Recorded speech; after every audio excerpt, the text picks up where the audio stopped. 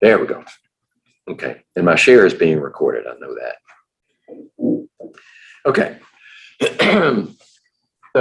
The syllabus comes in 3 sections. You probably already know that, 3 parts. The first part and the third part are chiseled and stuff.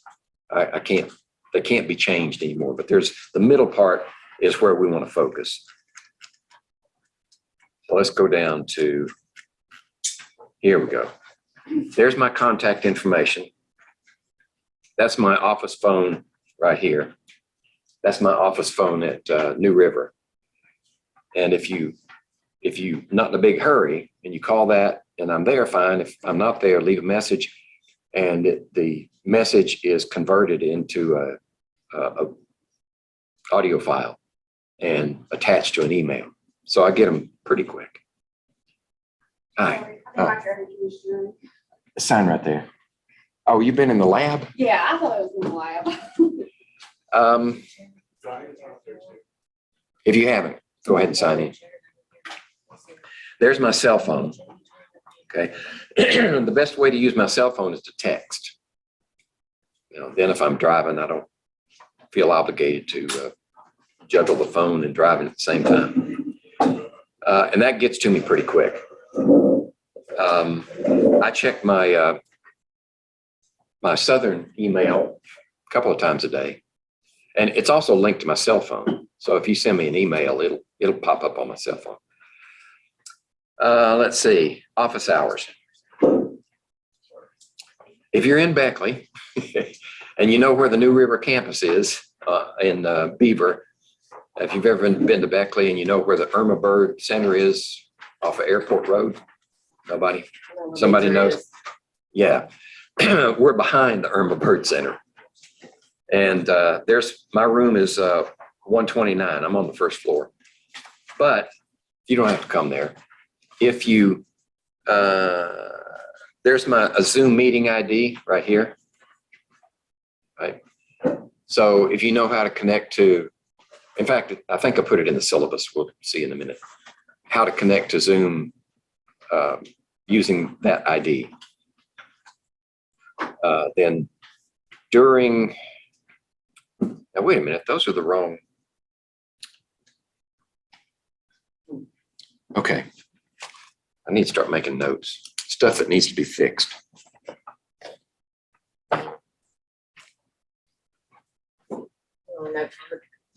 Now I'll just take one of these. We got extras, I think. I'll just right on the back of this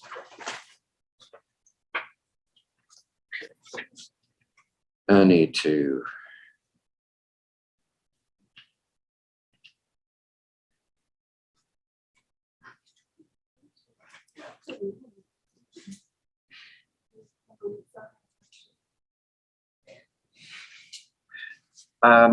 And I thought I had that's another thing I'm missing, schedule.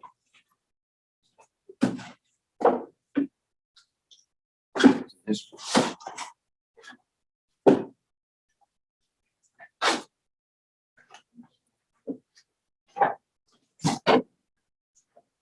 Here we go.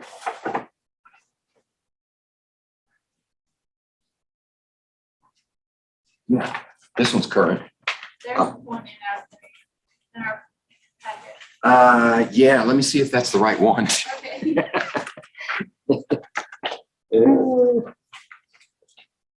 Yeah, okay. Yeah, that's the right one. Okay, so there's my schedule. These office hours are different, aren't they? Oh no, they're right. They're right. I don't have to make that correction.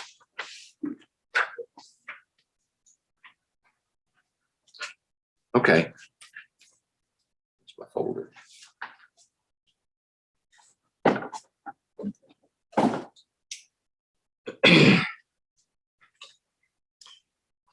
All right. So what I was going to say is you don't have to travel to Beckley. If you want to catch me at office hours, I Zoom them. Right, so you just need that Zoom ID right there. Okay. Well, there it is. use that Zoom ID if you know how to connect through Zoom. And I think you'll have instructions in here for doing that.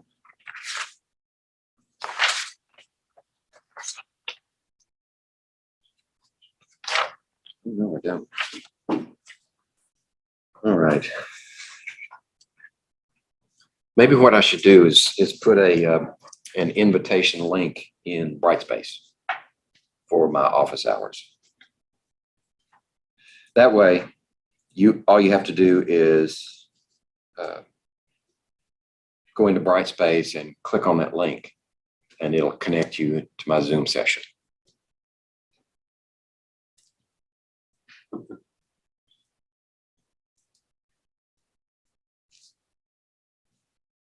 Okay. I ought to do that with all my classes. I don't know why. Anyway, so those are my office hours, but I do these office hours to satisfy management.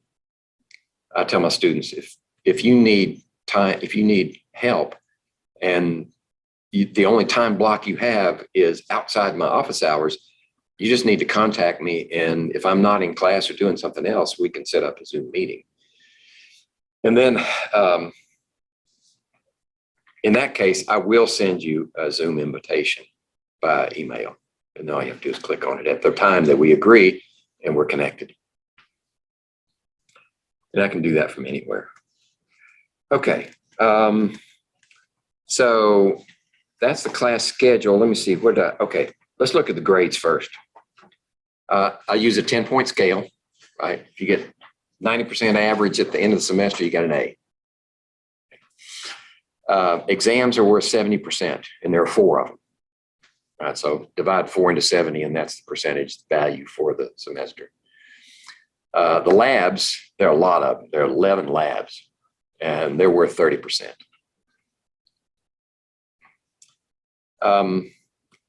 If you see reference to homework in here, or homework in, or practice quizzes in Brightspace, I don't grade those, right? Those are for practice. And when we get into Brightspace, I'll show you all that stuff. So let's not beat that horse right now. Okay, so let's go back to the schedule. That's really, get that out of the way. It's not going to let me. Won't let me move that thing. All right. Chopping the top of my head off. Try that. Okay.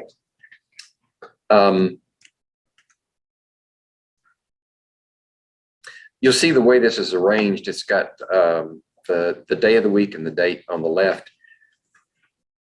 Most of them will be Fridays, of course, but there are some in here I thought this is useful information. Like, of course, this day's already passed. Last day to add drop was yesterday.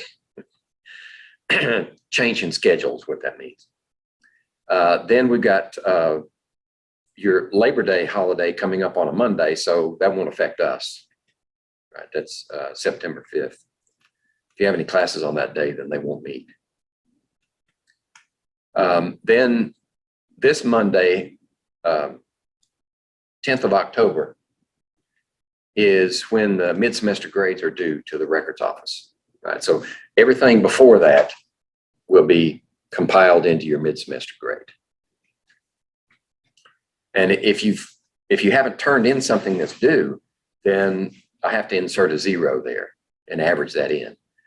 But later on, if you turn it in late, then I can substitute the actual grade for that 0, and you're good to the end of the semester. Let's see, last day to withdraw with a W is November 11th. We have Thanksgiving recess. Of course, on the 25th of November, we won't meet. And then final grades are due 12th of December. I don't know if you've noticed this yet, but management saw fit to chop out a whole week for us. We've only got 14 weeks of class. I don't know how they got away with that with the accrediting body, but I guess they figure they can. So there's no final exam, right? There's no time for it. So we only have 4 exams, and they're worth the same amount each one. They cover different amounts of material. Like the first one is chapters 1, 2, and 3. Second one is chapters 4, 5, and 6 in your textbook. And then we slow down a little bit. Exam 3 is 7 and 8, and 4 is 9 and 10.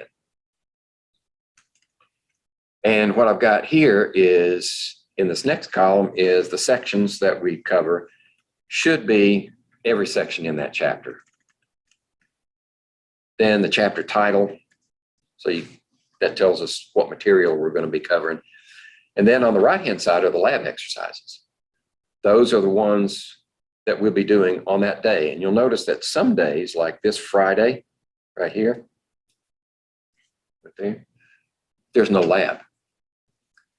I do that because we have an exam that day, and then we follow up with a chapter. And if I stuck a lab in there, there wouldn't be enough time for all of it. So that's the pattern. Whenever we have an exam, there won't be a lab. And let's see, are there any others missing? No, that's the pattern. How do we do your exams, like on the computers? In person. In person, I know that Right here. we did a quiz on Brightspace? Brightspace with Miss Doherty. What was it called? In class? Respondus Oh. on the computer where it videoed us and all that. I just wondered how your exam.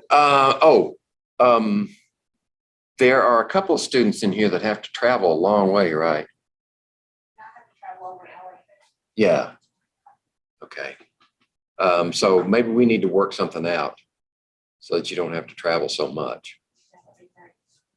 Anybody else that has a lot of any other type of problems, like if you have 6 kids and a babysitter, and if the babysitter doesn't show up, you might miss class or something like I that. do a lot of driving when I leave here. I go all the way to CAMC to work. That's not that. Okay, but That's me. I travel an hour here, and then right as soon as I leave here, I have to travel an hour to work till. Okay. See, the lecture part is no problem. I mean, you can zoom in and get it all. The problem is labs. Yeah. How are you going to do the labs?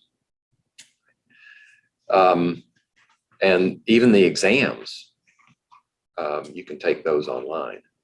I just have to know in advance so I can set it up. I don't live far from here, but then I do drive back and forth to Charleston. We'll see.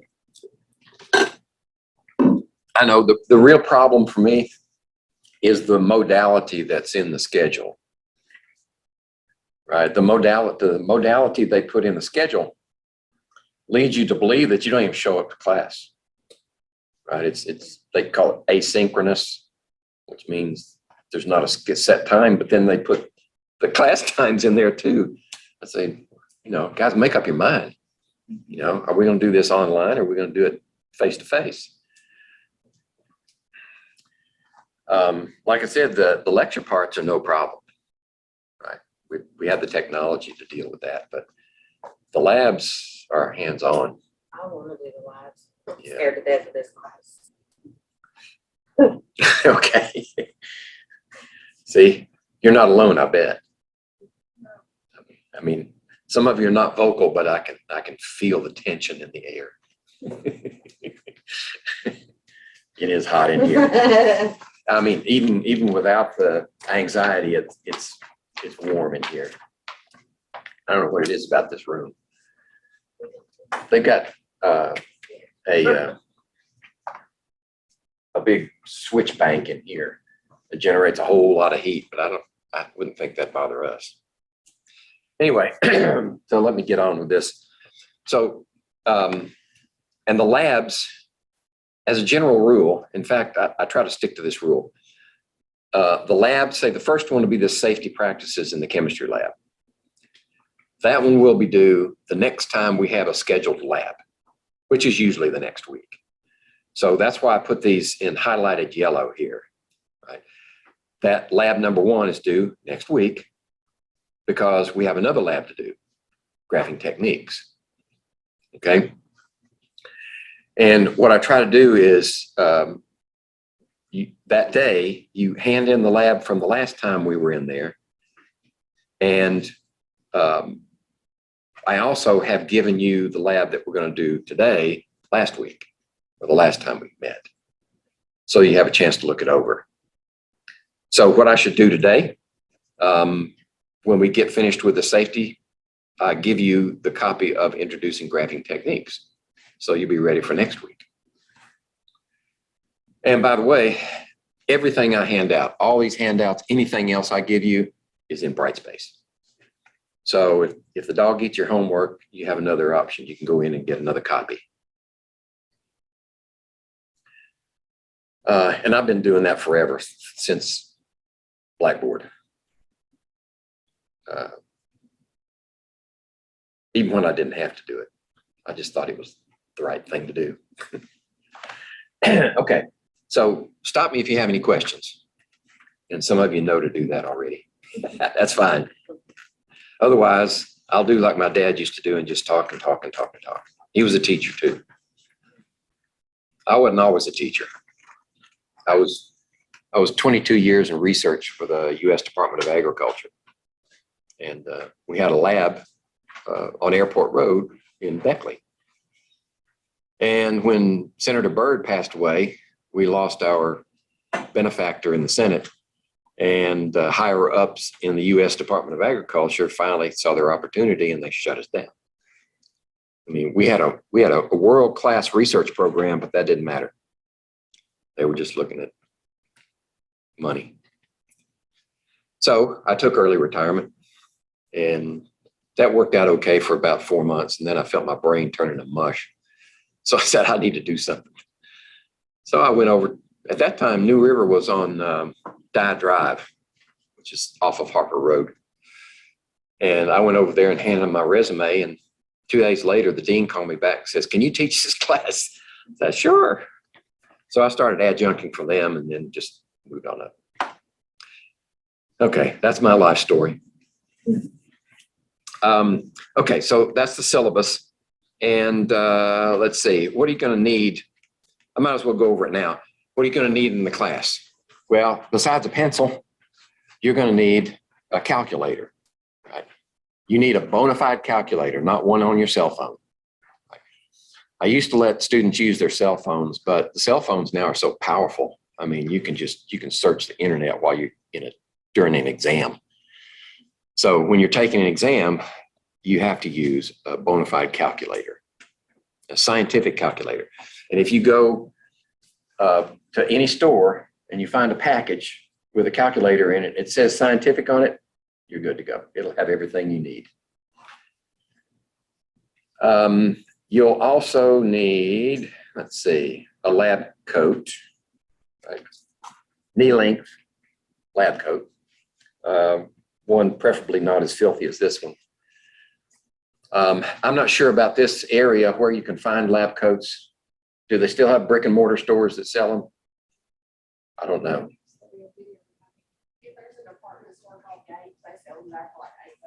Gabe's, okay. Yeah, we have a Gabe's in Beckley. And I bet they have one in Charleston. Yeah.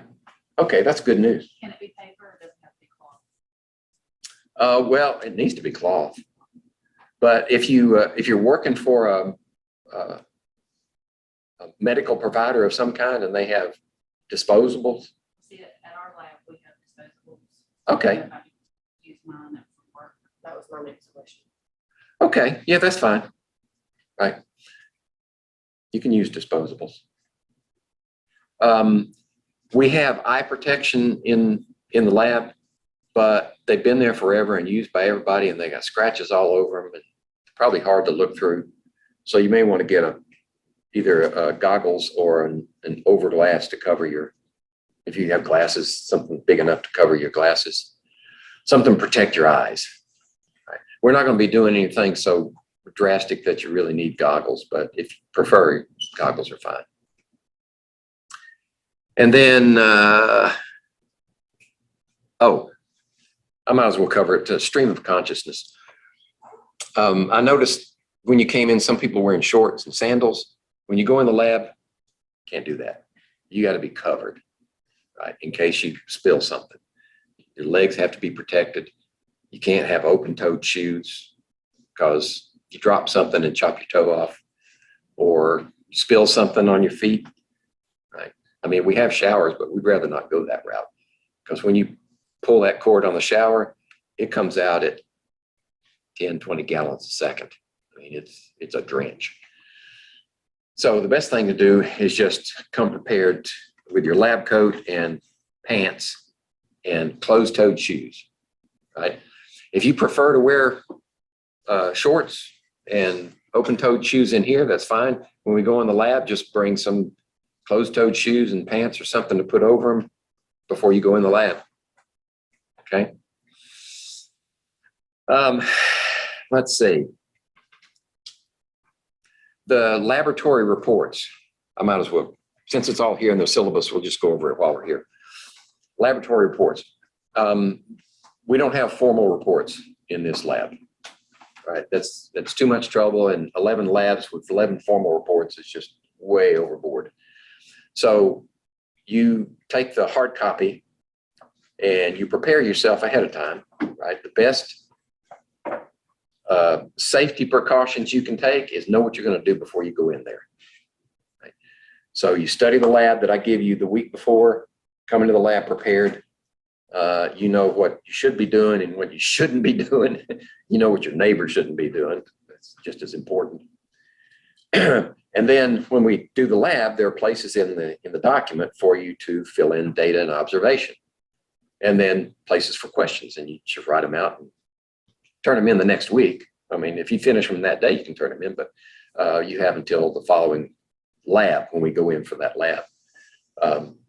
You have till that amount of time to fill it in and just hand in the hard copy. If you miss class that day, you'll have a lab partner.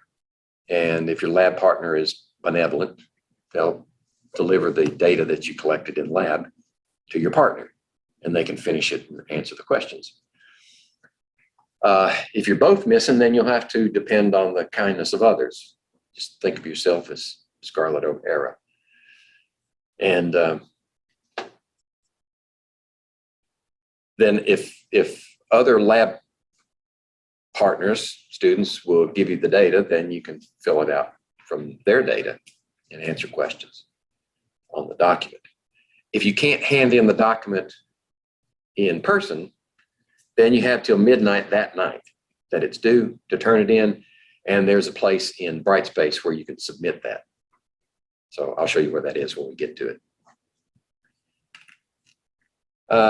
Bonus and extra credit. Okay, there are two types of extra credit.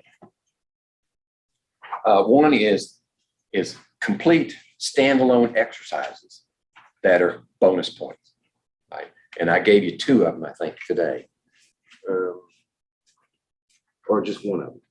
Getting to know your periodic table. Here we go. This one right here.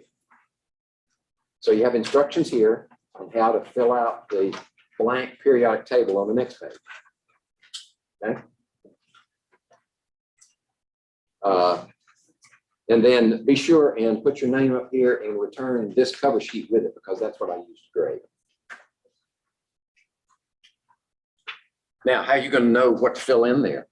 Well, you got this one right here. This periodic table. And this one has the symbols, and it has other information in each of the squares for each of the elements, but it doesn't have the names. It just has the symbols, right? So you're going to need to memorize some of these symbols, not all of them. I picked out about half of them, right? There are 118 elements in the periodic table now, and I picked out about 60 of them that you need to memorize, right? And those are in the red boxes, okay? So in order to know what the name is for each symbol, you got to look it up. It should be in your book, right? First page. Yep, there you go.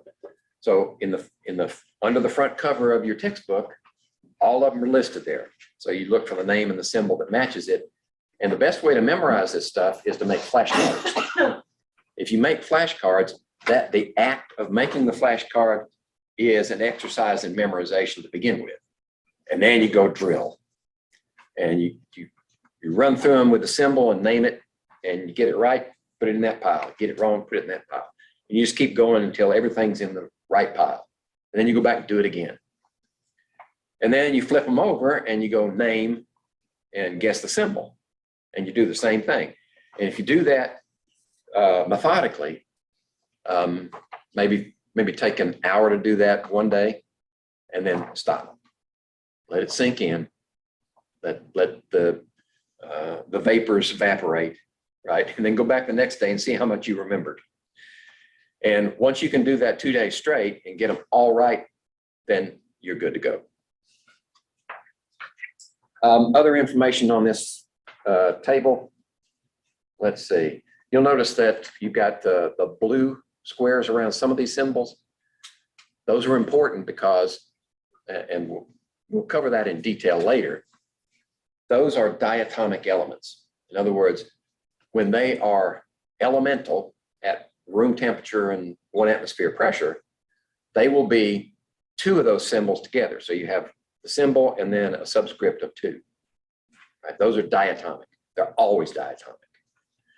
And that's important because if I give you a word problem that says oxygen reacts with hydrogen to make water, write the balanced equation. Oxygen is O2. If you write O and H equals H2O, it'll never balance.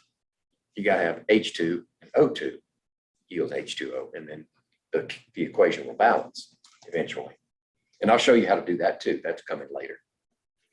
But I was just making the point that those diatomics are important to know. And my periodic table's missing. I bet it's back in the lab. Okay. By next time, I'll have the periodic table up here so I can point to it. The periodic table is your best friend in chemistry. It has so much information. I mean, it looks just like a blur, but once you know how it's organized, you can extract tons of information from that table. And it's been decades in the making. Okay, I won't labor that point anymore. Any questions? I'm going to unshare the syllabus now. And then I want to go to Brightspace, right? And just look at Brightspace for a second. I want to point out some things that you may not have noticed already. So let's say share. Come on. There we go. Share, not PowerPoints. Here it is. No, that's not it.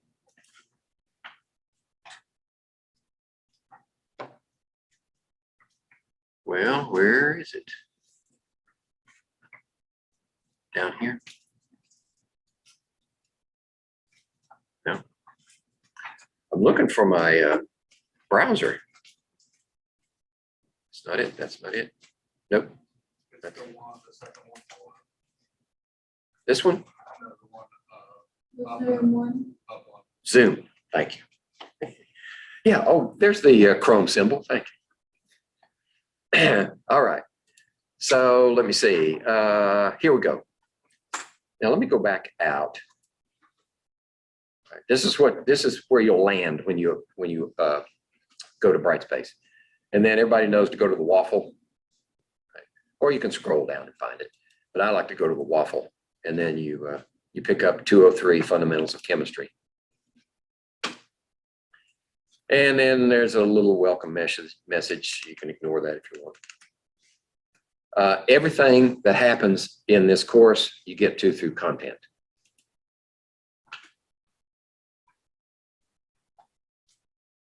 Yeah. Okay. It's going to land on where you were the last time you were there. So if you want to mess with that, just click table of contents and then go. You can look down here for some other information. There's my contact information. There's a cautionary note when you're viewing the HTML versions of PowerPoints. Sometimes when when you click and they call it and they come up in your browser, they'll start scrolling and they'll just scroll forever. I've got a note in here on how to fix that. But if we're lucky, you go in here to start here, lessons and resources. Now you can get access to the syllabus, and my schedule is right there. This is optional homework, right? So if you click on that, then it gives you, right? Exam 1 will cover chapters 1, 2, and 3 right there. And then exam 2, 4, 5, and 6, so forth. And these are problems at the end of the chapter. If you want to drill yourself, that's a good thing. Use those problems. If you don't, I'll show you another way. I mean, if you're short on time, which most students are, then I'll try to optimize your efforts in just a second. But that's there if you want. Each of the exams is divided into a module, and then you have lab exercises down here at the bottom. We'll go into one of the modules. Right? So you're going to have PowerPoints here. And this is chapter 1. This is a bona fide PowerPoint where I have my pointer. Right? So if you have Microsoft Office, you can access them that way, and they'll have all the animations, all the built-in the videos and that stuff. Or if you don't have access to your PowerPoint program, you can look at the PDF document here. Right? It just won't have all the animations and the videos that might be in there. Here's the nice one, and it looks like I've got a broken link. I got to fix that. When you click on this one, you're supposed to get the HTML version of the PowerPoint slides, and you can look at it and it comes up in your browser. Right? So all you need is your computer, your browser, and this connection, and you can look at the slides there, and it'll have all the animations, all the videos, everything embedded. So you have 3 flavors there, and I better make myself a note to fix that. Okay. Let's see, fix HTML links. All right, and chapter 2 will be the same. It looks like all the links are broken. Okay, so those are your PowerPoints. Then we can go into each chapter has, oh, wait a minute. Okay, I've got some duplication. Chapter 1, Chapter 2, Chapter 3, reviews. Okay, so this is where you get access to reviewing for each of the chapters. And there should be, here we go, this is better. This is a Brightspace quiz. Right? If you're all familiar, you don't have to have Respondus Monitor to do this. This is just practice. And I don't see, I've set it up so you can take it over and over and over again, and it gives you a grade and tells you which ones you got wrong so you can focus on your weak spots. And you just take it like any quiz, any Brightspace quiz. And then figure out what you did wrong, go back, take it again. And that gives you practice taking it. It should have, the questions are identical format to what you would see on a paper exam. You also have these options. Chapter 1 with its key, Chapter 2 with its key, Chapter 3 with its key. This is like the paper version of that Brightspace quiz. Okay. So you had different options. I mean, if you stare at a computer screen all day and you don't want to go home and stare at another one, right? You can get the paper copies and do it that way. I don't know, some people, if you stare at a computer screen too long, it gives you a headache. Yeah. Okay, so that's how we review. And then I will take my paper copy of the review, and when we have a review time set up in your schedule, see, I didn't point that out when we went through there before. Review days. They're the week before the exam. We'll spend that whole period reviewing. So if you go in and take this exam, whichever format you want, and you make note of the problem areas that you're having, if you want to wait till the review, then bring them to class and everybody can benefit from solving that problem. But if you're type 1 personality and you want to get it done now, we can Zoom our help sessions and fix it before class.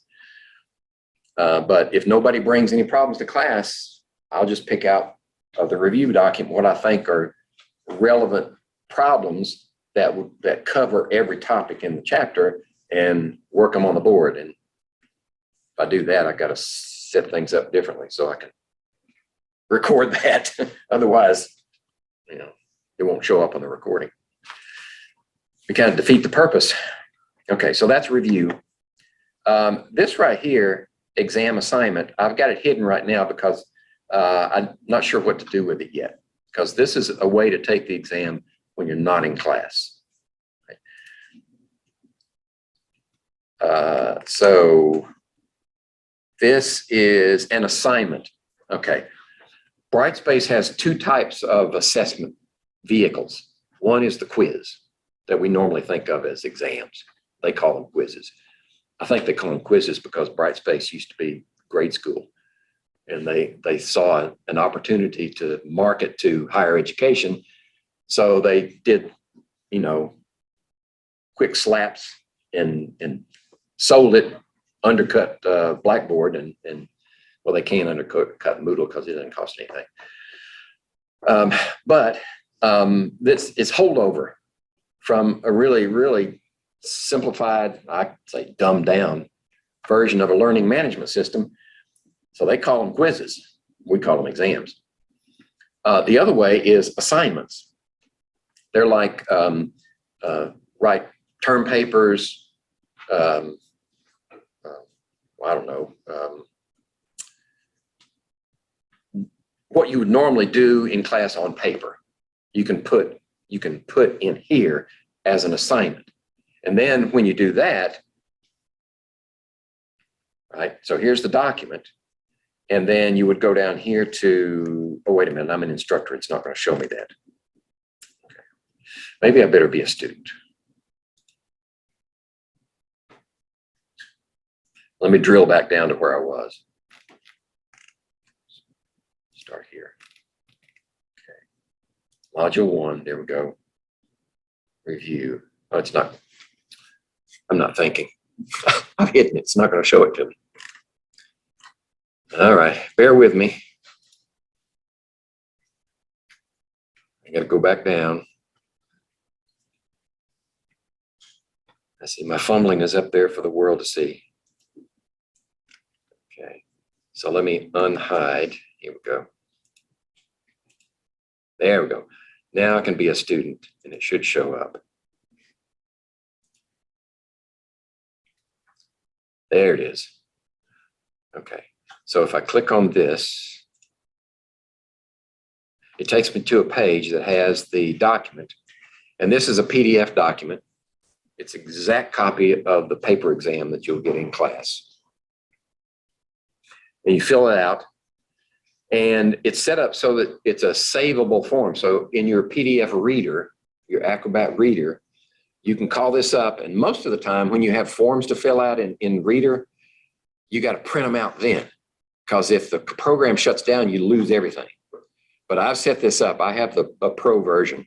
So I set it up and save it as a savable form that you can open in your reader.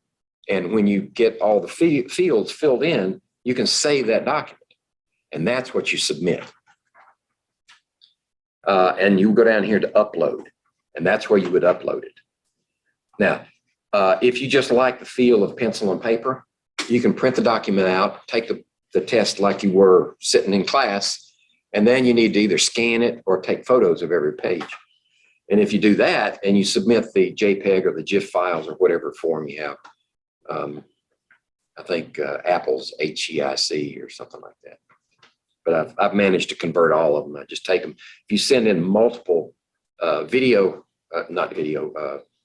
images, multiple images, you can upload as many images as you want at a time. It's nice if you can make a PDF file out of it if you have to scan it, but you don't have to. I'll just compile them and convert them. But that's where you submit it. So on those days when we don't have lab, then rather than traveling 2 hours, you can take the exam here and submit it. Let's give you some relief. I come from Beckley, and that's about an hour and 45 minutes. I come through the southern mountains this time of year. Maybe come February, it gets a little dicey. So I may have to go down through Charleston. Anyway, so that's how you would take the exam online. I don't have it set up as a Brightspace yet. I was working on it, but I ran out of time. It'd be nice if I could set it up as a Brightspace quiz, because then Brightspace will grade it for me and give you feedback immediately. But while I'm on the topic, if you sit here in class and you take an exam, then as soon as you finish it, give it to me and I'll grade it immediately. So what I want is for everybody to have their graded exam before they leave for the day. Okay. And since we don't have a lab that day, I should have enough time to do it because then all I have to do after we finish that is go to the next chapter. So I figure the more information you get, the quicker you get it, the quicker you can fix the problems. So I don't want you to leave here with an ungraded exam. Okay. The labs take a little bit longer. They're more labor intensive for grading purposes.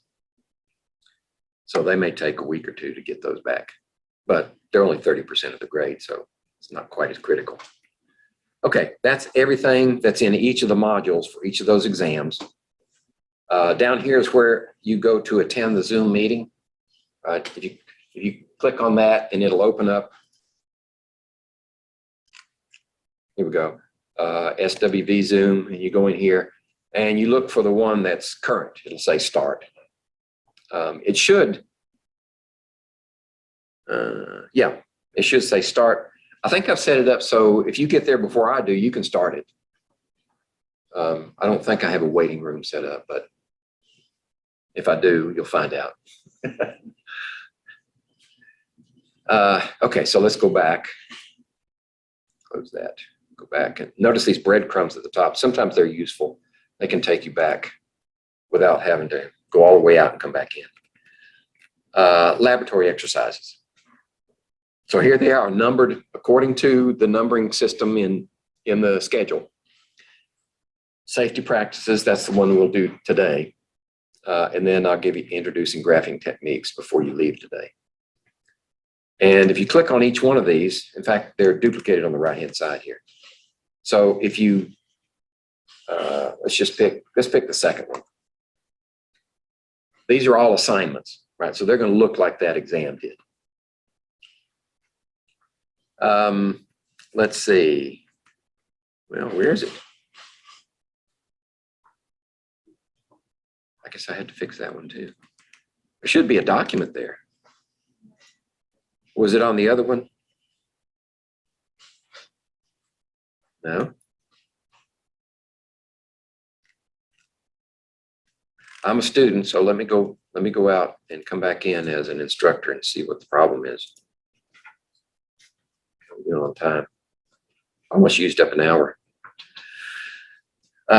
Okay, so let's go down to lab exercises and pick this one up. See what is the problem. There's the assignment. All right, I might have to check all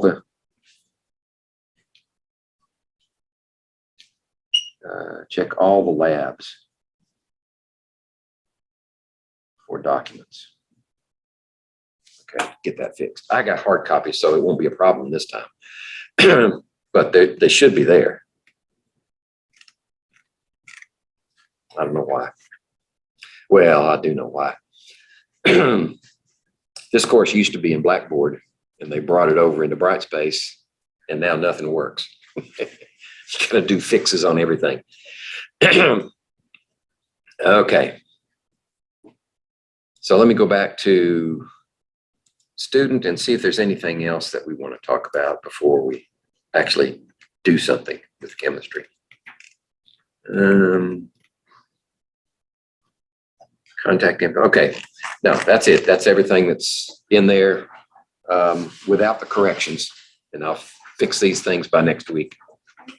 Actually, I'll fix them this weekend, right? Because you may want to get in there and look around some more. It's not, do you care if we look ahead or work ahead to do that? No, I mean, you can go in and look at the labs before I hand them out. Yeah. Or you can look at the, I don't have time restrictions on anything. I may put a restriction on the exams because I don't want you going in and trying to take the exam. You only get one shot. So trying to take the exam online when you haven't gone over the material, I may put a restriction, time restriction on those for release. And then once they're released, you can do that. Okay. So let me see. I guess I want to unshare this, don't I? Well, I thought it was shared. It wasn't shared. Okay, so the recording is going to be messed up. All right. Stop share. Let's share the PowerPoints. Come on. Ah, goodness. Okay. There's my PowerPoint. And I want a slideshow. There we go. Okay. Let's see.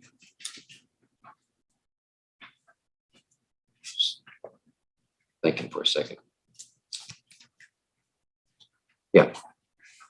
Oh, by the way, if nature calls, just up and out. Everybody knows where the restroom is on this floor. You have to go to the elevator and keep going down the hallway and take a left into the corridor. That's the direction toward the lab. And then when you get to the other hallway, take another left and watch out on the left-hand side, both men's and women's bathrooms there on this floor. Okay. Let's see. I mean, the only thing I'm missing is whiteboard. It was nice before when I had the projector up here and it projected on the whiteboard. I could just draw on the screen, but now I can't do that on this one. Make a mess. Okay. Chapter 1, basic concepts. This is an outline of stuff. Let's see, can I get that out of the way? Yeah. This is just an outline, and we're going to cover all these things. So that's there for those who want to pause the video and look at it. Okay, what is chemistry? Chemistry is evil. No. Chemistry is a field of study that concerns itself with substances and the changes that they undergo.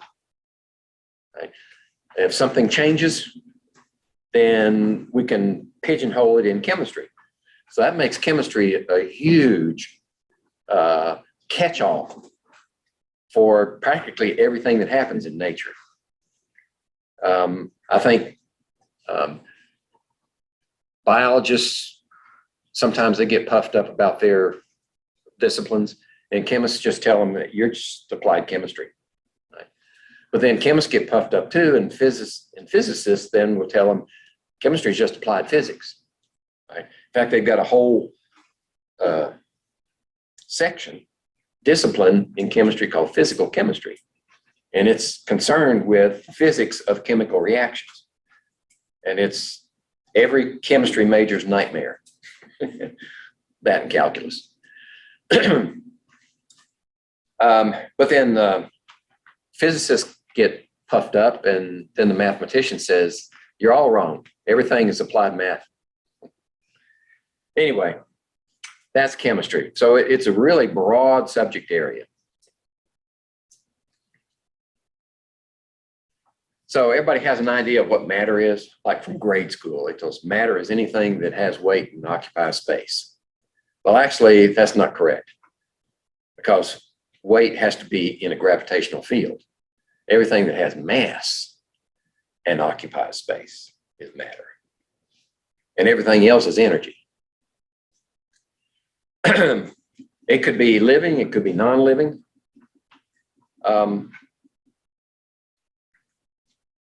Energy can take all kinds of different forms. It can be heat, it can be light, it can be electricity. And that's just to name a few. And we generally consider the universe to be composed of only matter and only energy. Now, at our level of study, that's good enough. Right? If you're going to be a theoretical physicist, then things get really complicated. Like they go in 3 physical dimensions and 1 for time isn't enough, right? They'll tell you, some of them will tell you, if it's their pet peeve, there are 11 or 12 or 13 dimensions. Say, okay, maybe in your equations, that's right, but not in the real world. Okay. These are just checks along the way, and we can take them or leave them. Chemistry involves a study of matter. Matter includes various forms of energy. No. Visible to the naked eye? Yeah. Anything that has mass and occupies space, that's a better answer. This is a good illustration of what you do on a multiple choice question. If the answers that you're given don't fit exactly what you think they should be, or if you do a calculation and the answers are not exactly right, and you don't have a 4th or a 5th answer that says none of the above, then pick the best one. That's always my rule. If your calculation comes out to be slightly off from the numerical answer that's given in one of the choices, and there's also none of the above, then you're within your rights to say none of the above, because it's not exactly the same. And if I mark it wrong, then bring it to me. Show me your work. If your work's right, then you got credit. Okay? I might as well, while I'm on this topic, I make mistakes too. I make mistakes in grading. Sometimes the questions that I put in exams are not good questions, right? And my rule has always been, your grades will not suffer from my mistakes. And so if I make a mistake on an exam, grading will fix it. If a question is a bad question, if you bring it to me and it doesn't make sense and it has no obvious bearing or link to any of the materials in the chapters, then I would classify that as a bad question. I'd cross it out and you get credit for it, right? Everybody in the class would get credit for it. So don't be afraid to come ask, right? Maybe it is a good question and you just need some help understanding it. But there's always the possibility that I made a mistake. Okay, so what form does matter take? We're only going to be concerned with the phases of matter that are either liquid, solid, or gas. There are other forms of matter in the universe, but the conditions required to produce those forms are really extreme, like the surface of the sun, right? It makes another phase of matter called a plasma, right? If you've ever gone to a muffler shop and they've had to cut your old muffler off, they usually pull out a plasma torch, right? They runs argon through this thing and high voltage through that, and it heats up that argon gas so hot, when they put it next to your muffler, it just, or the tailpipe, it just cuts it off like hot knife through butter. But we're not concerned with that. Solid, liquid, and gas is good enough. All right, we know solids have a definite shape and a definite volume. So if you take a brick of gold, I like to use gold because it's one of my favorite metals. and set it on the table, it will hold its shape and it holds its volume. That's a fixed volume there. Even if you melt it and make a liquid out of it, it'll still have that same volume, but it won't have the shape. So that's the difference between solids and liquids. They both have definite volume, but a liquid doesn't have a definite shape. It needs a container. Gases, on the other hand,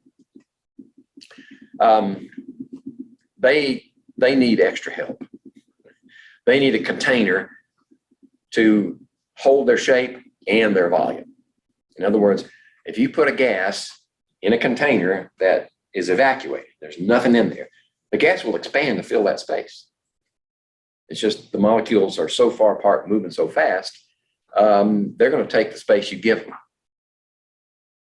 So that's the differences, the basic differences between the three phases. And these are examples, right? That's a Eisenhower $50, I think, right there. That's a solid. It's not even pure silver.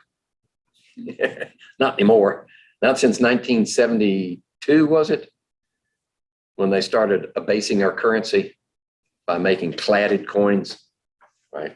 They put zinc on the inside and for pennies, and they just coat them with a layer of copper. And then you can see, if you turn this on the side, you'll see layers in the coins. Before 72, silver coins were 90% silver. But not anymore. There's your liquid, right? You don't have to put a lid on it because it'll stay that shape and that volume right there. This is a gas, which is probably chlorine, I would guess. But notice it's got a cap on the beaker, because if you open it up, it'll just go everywhere. 3 different phases. Okay, so what determines the state of matter? They definitely depend on temperature.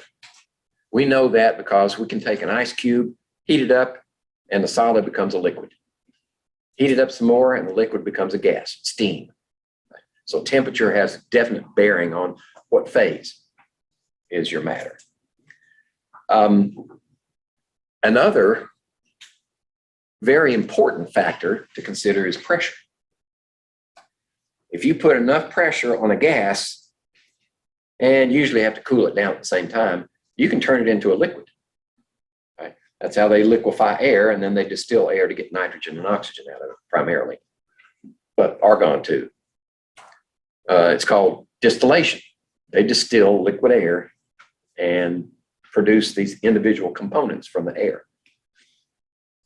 And they do it by using pressure. And then one other thing that we'll talk about later in more detail is, what are the forces that are holding these particles together inside the matter? I'd say, let's go back to water. The water molecules interact with one another. And if the interaction is very strong, then at this temperature, water will be a liquid. But another compound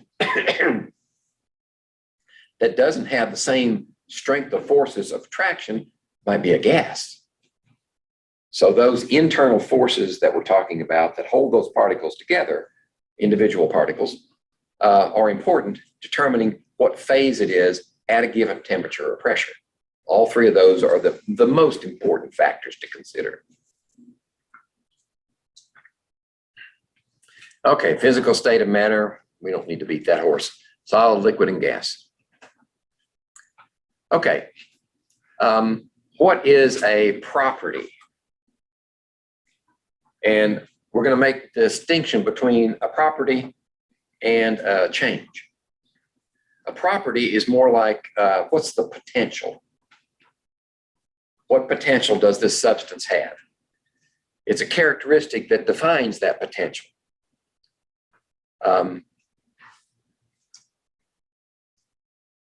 And the potential it has could relate to its physical characteristics or like its phase, right?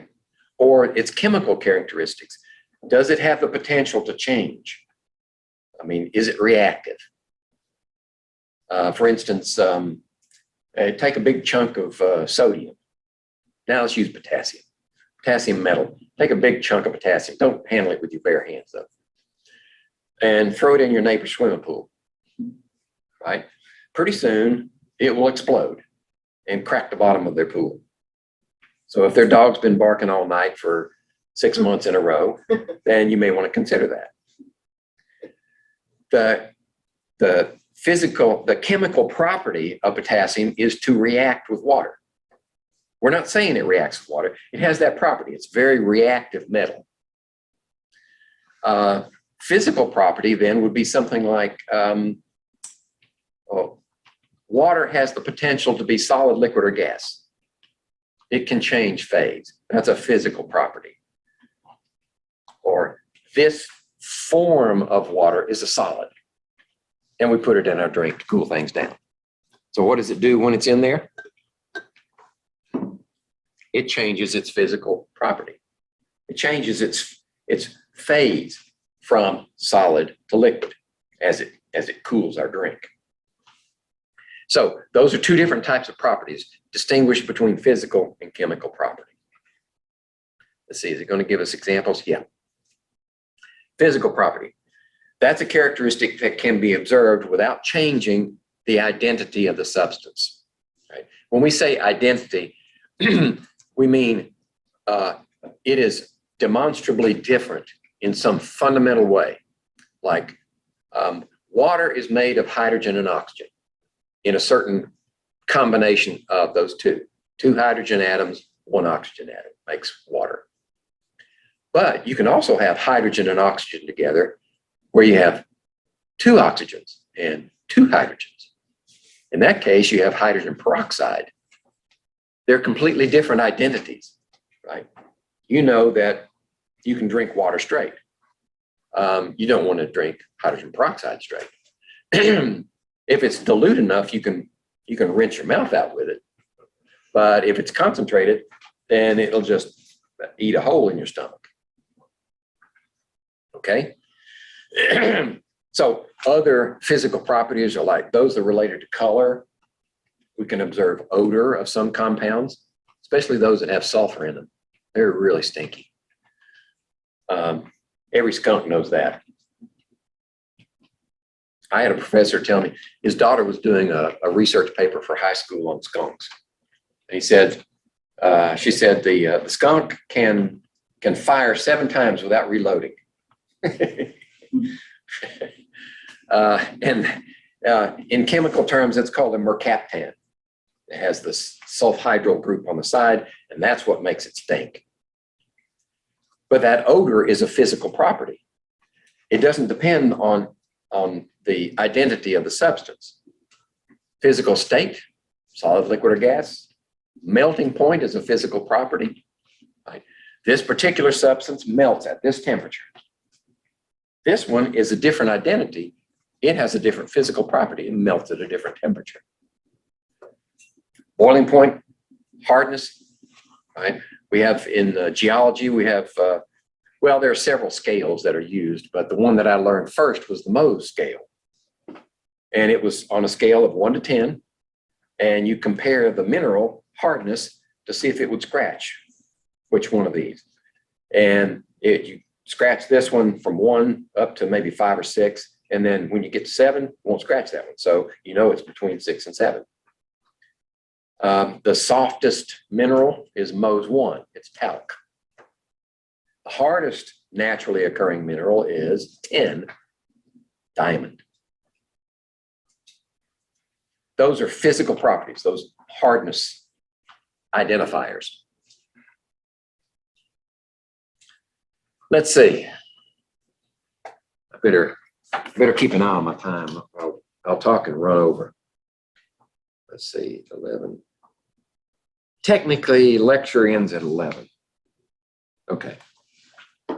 But lab's not going to take that much time, so I'll probably bleed over into lab a little bit. We'll finish chapter 1, and then if everybody's okay, we'll just take a 5 or 10 minute break and then come back. You'll probably be ready for a break. Okay. To measure the boiling point of a substance, the liquid has to be changed into a gas, right? Because that signifies that it's boiling. It's going from liquid to gas.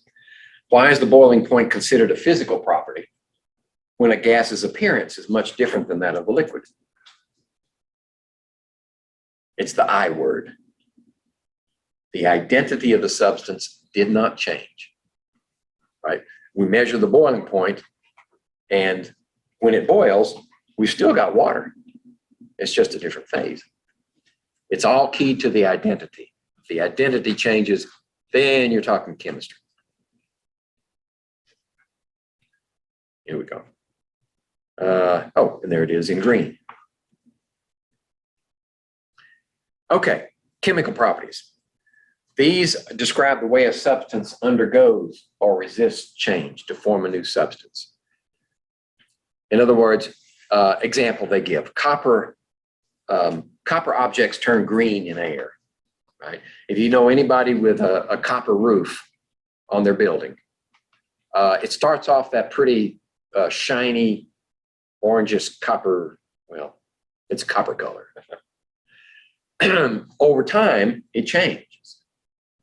And copper roofs that have been in place for a long time, they get this, what they call the patina. It's a beautiful kind of a blue-green color. And it actually forms a protective layer over the copper.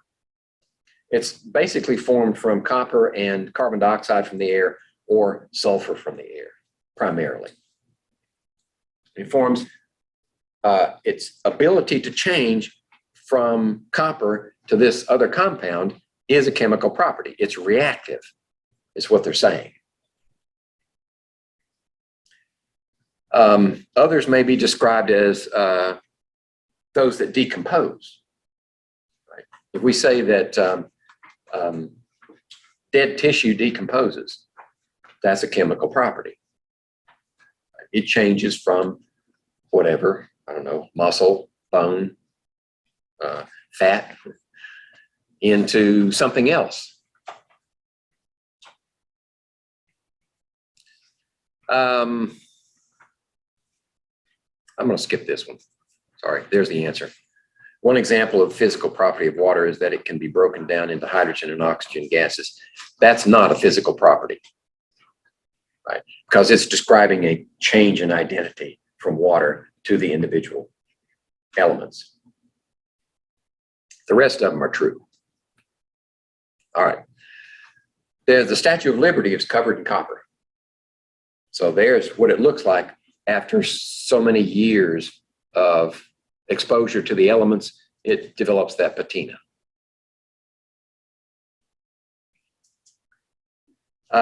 Okay, let's stop for this one. Classify each of the following as a physical or chemical property. Iron metal rusts in an atmosphere of moist air. Was there a change in identity? Or is there the potential for change in identity? Yeah. Rust is different than iron. Right? It's actually oxidized iron. Right? I grew up in Atlanta, and there was a building that was built down there, and it was where I think at the time, the Atlanta Flames played their hockey games. It's called the Omni. Well, some architect got this bright idea that there was this form of iron that you could build with, and it rusted so fast. The idea was that it would rust and form a protective layer on the outside, just like we do with stainless steel. You mix in chromium, you scratch it, and the chromium instantly turns to chromium oxide and seals the wound, right? Well, it was fine for a while, right? It rusted really quick. It formed this nice brick red outer coating on the building. But Atlanta gets a lot of rain. So it rained, and the rust particles flowed off the building and onto the concrete, and you had rust stains everywhere. It was ugly. That building's not there anymore. They decided to tear it down. Mercury metal is a liquid at room temperature. Physical or chemical? Physical, yeah. All it's describing a state of matter. Nickel metal dissolves in acid to produce a light green solution. Chemical, you actually see the evidence. It's describing what could happen to nickel if you put it in acid. You take the, let's see, we've got these two already, right? Chemical, physical, chemical. The nickel is removed from the metallic state, which is neutral. It's made into an ion, which interacts with water and gives you the green color. That's a chemical change. Actually, chemical property. The change that takes place is the chemical change. All right, so now we have the potential versus the action. Right? A physical change describes a process that does not change the identity of the substance, like boiling or freezing water. A chemical change describes an actual process that's observed that produces a change in the identity of the substances. Rusting of iron objects left exposed to the moist air. If we say this object is rusting and I observe it to rust, that's a chemical change. Okay, and here's a decision tree. Some people like flow charts. I just put that in there in case you're interested. Might have even come out of your book. I don't know. I don't go back to the textbook that often anymore. Now that I've got the slide set, I just modify them. But it might be in there. Okay, so I'll let you look at those at your leisure. Which one of these is an example of a chemical change? Okay, if you pulverize or crush rock salt, are you changing its identity? That's physical. Burning of wood. Yeah, chemical, right. Wood is primarily cellulose and lignin, which are two big long chain polymers. And if you get it hot enough and you have oxygen involved, you can change it into carbon dioxide, water, and there's usually some ash left behind. So that's a chemical change. Let's see, do I have those identified? No, there's the chemical change. Dissolving of sugar in water. Physical change. Physical, yeah. Now, how do we know? Well, all you have to do is evaporate all the water and you get the sugar back. It never changed. It just went into solution. Melting a popsicle on a warm summer day. That's a physical change. Okay. Now we're going to identify matter. We know substances can be different, but we haven't distinguished whether or not the substance is pure. I mean, is it made of one, say, compound or one element? If it's only one element or only one compound in that sample, then it's a pure substance. And it cannot be separated or simplified by physical means. You can use physical means to separate, say, boiling, distillation, or filtration. If you do that, you don't get a separation. Right? Physical means will not separate a pure substance any further. You can have pure gold, right? You can have pure oxygen, right? If you've got a relative who's confined and have lung problems, then they may be on oxygen. Right? My wife has access to oxygen because she's got pulmonary fibrosis. That's a pure substance, that pure oxygen. And by the way, well, no, I won't digress yet. If you put two or more pure substances together, you can get a mixture. Now, one condition, When you put those substances together, they cannot react, right? You can't get physical change if you want the mixture. So you can mix sugar and water, and you still got sugar and water separate. They didn't change their identities, but now it's a mixture. It's a physical combination. And each substance that's in the mixture retains its identity. Salt water is like that, their example. You can have basically two different types of mixtures. One that I described earlier with the sugar and water, that's a homogeneous mixture. Homogeneous means that no matter where you sample that mixture, the composition of water, ratio of water to sugar will always be the same. It's uniform throughout. That's a homogeneous mixture. And it also goes by another name, solution. That's a solution. And a solution doesn't have to be a solid dissolved in a liquid. A solution can be any phases mixed together. We'll talk about them again, I think, in a few minutes. A heterogeneous mixture. That's one where you don't get a uniform distribution of the components. When you add them together, they're willy-nilly. You might have, this sample might have more of A and this sample might have more of B. That's a heterogeneous mixture.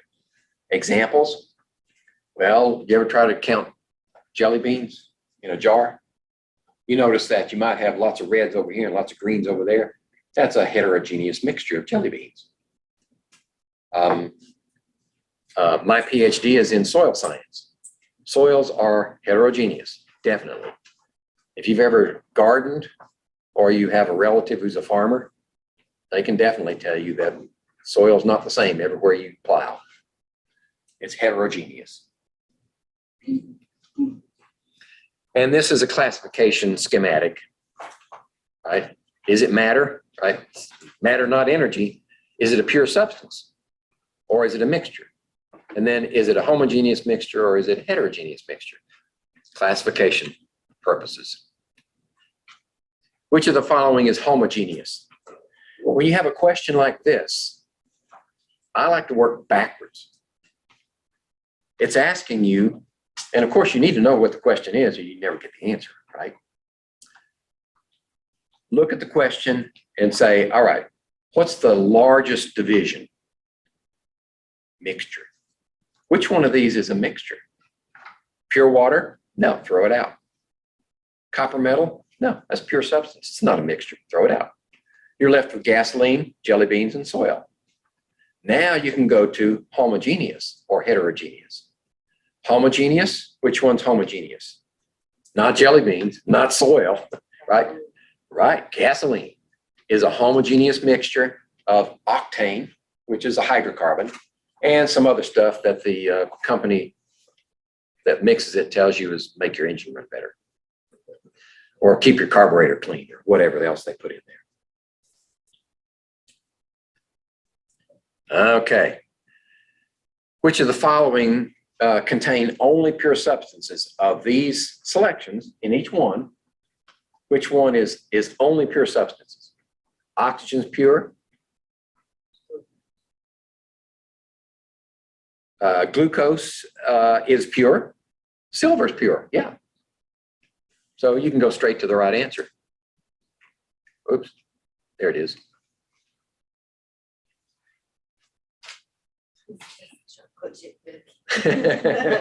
That's heterogeneous, correct?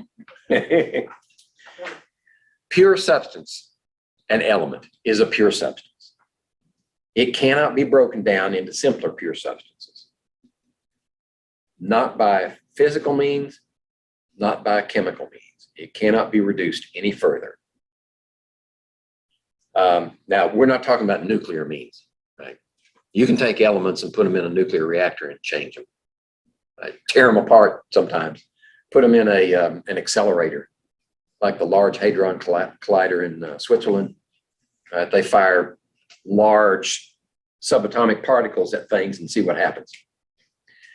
There was a bet going on that when they first fired it up, they were taking wagers.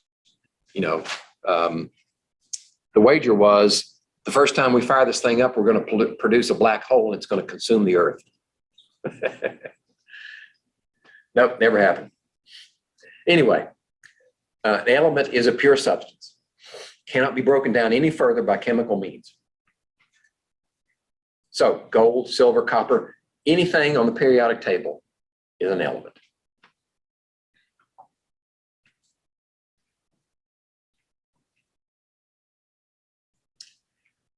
Yeah, that's a good note.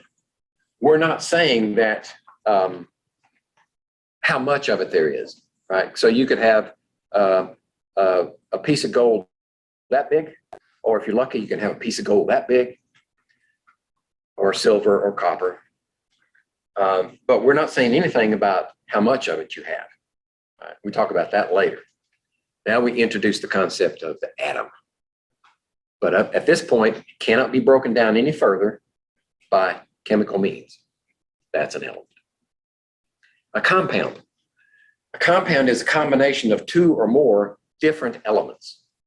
So the example we've used so far is water. Hydrogen and oxygen combine to make water. That's a compound. You can also compound, say, sodium and chlorine. Sodium's a metal, chlorine's a gas. Those are elements. But when you react them chemically, you get a lot of energy. It's very reactive. And you get sodium and chlorine together, sodium chloride, table salt. Okay. And that would be a pure substance. But it would be a compound, not an element. It's still pure because you can't reduce it any further by physical means. Now you can reduce it further by chemical means, right? That means it's not an element, it's a compound. Now, the mistake that's often made, and I always miss being able to draw on the board and collect it here. The temptation is to call diatomic hydrogen, H2, right, which is its natural form at 1 atmosphere pressure and room temperature. That's not a compound. That's a diatomic element. A compound has to have 2 or more different elements combined. So you can have the diatomic elements. Sulfur comes in several forms. 8 sulfurs linked together is typical. But it's still an element. It's not a compound. Okay, there's your decision tree if you want to take a look at that later. And these are just distinguishing characteristics of compounds and mixtures. The compound is pure and a mixture is not. That's basically what it's saying.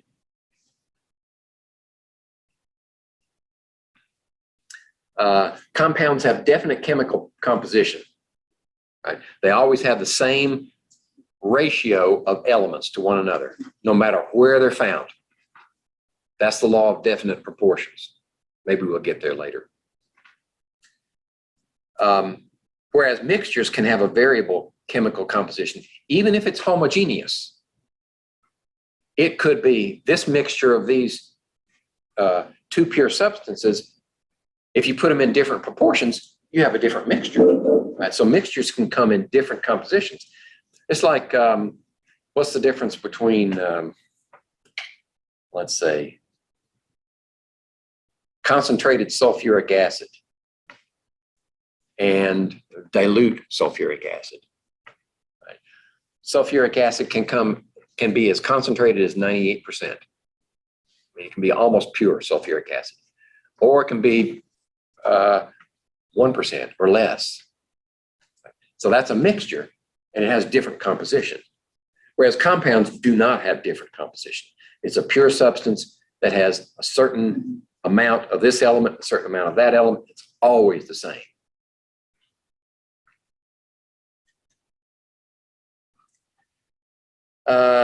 Okay, they use water as an example here. And that's a good point. When you see percent, what does that mean?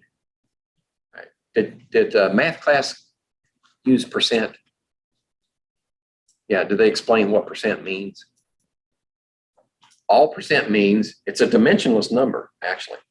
All percent means is parts per 100. How many parts in 100 total parts is this substance? So if you're going to actually use that value to do any calculations, you need to know what those parts mean. I mean, is it mass per mass? So that's mass percent. Or is it mass per volume? Or is it volume per volume? Right?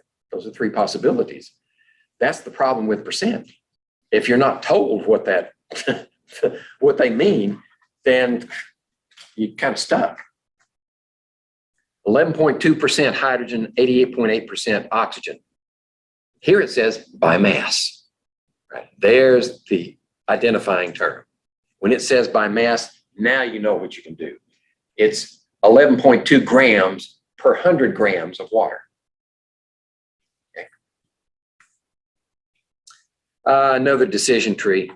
I'm not going to spend time on that. So when you're classifying a sample of matter, what questions do you ask? Well, first of all, does that sample of matter have the same properties throughout? Is it pure? Or is it a mixture? Are two or more different substances present?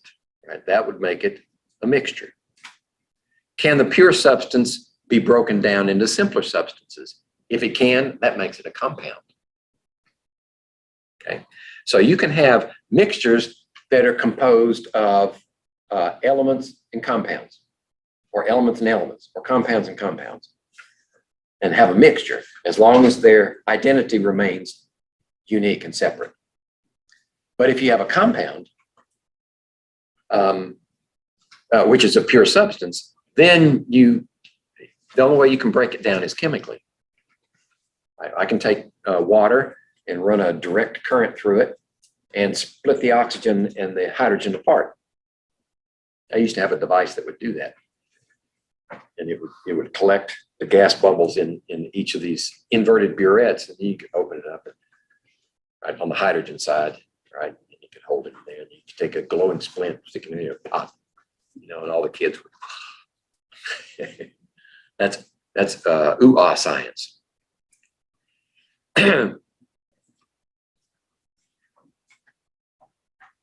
I did leave that detail out. Before I went to work for the USDA, I taught high school chemistry and physics for 1 year at a private school in Macon, Georgia. And then I went into research. And I swore I'd never go back to adolescent chemistry and physics again.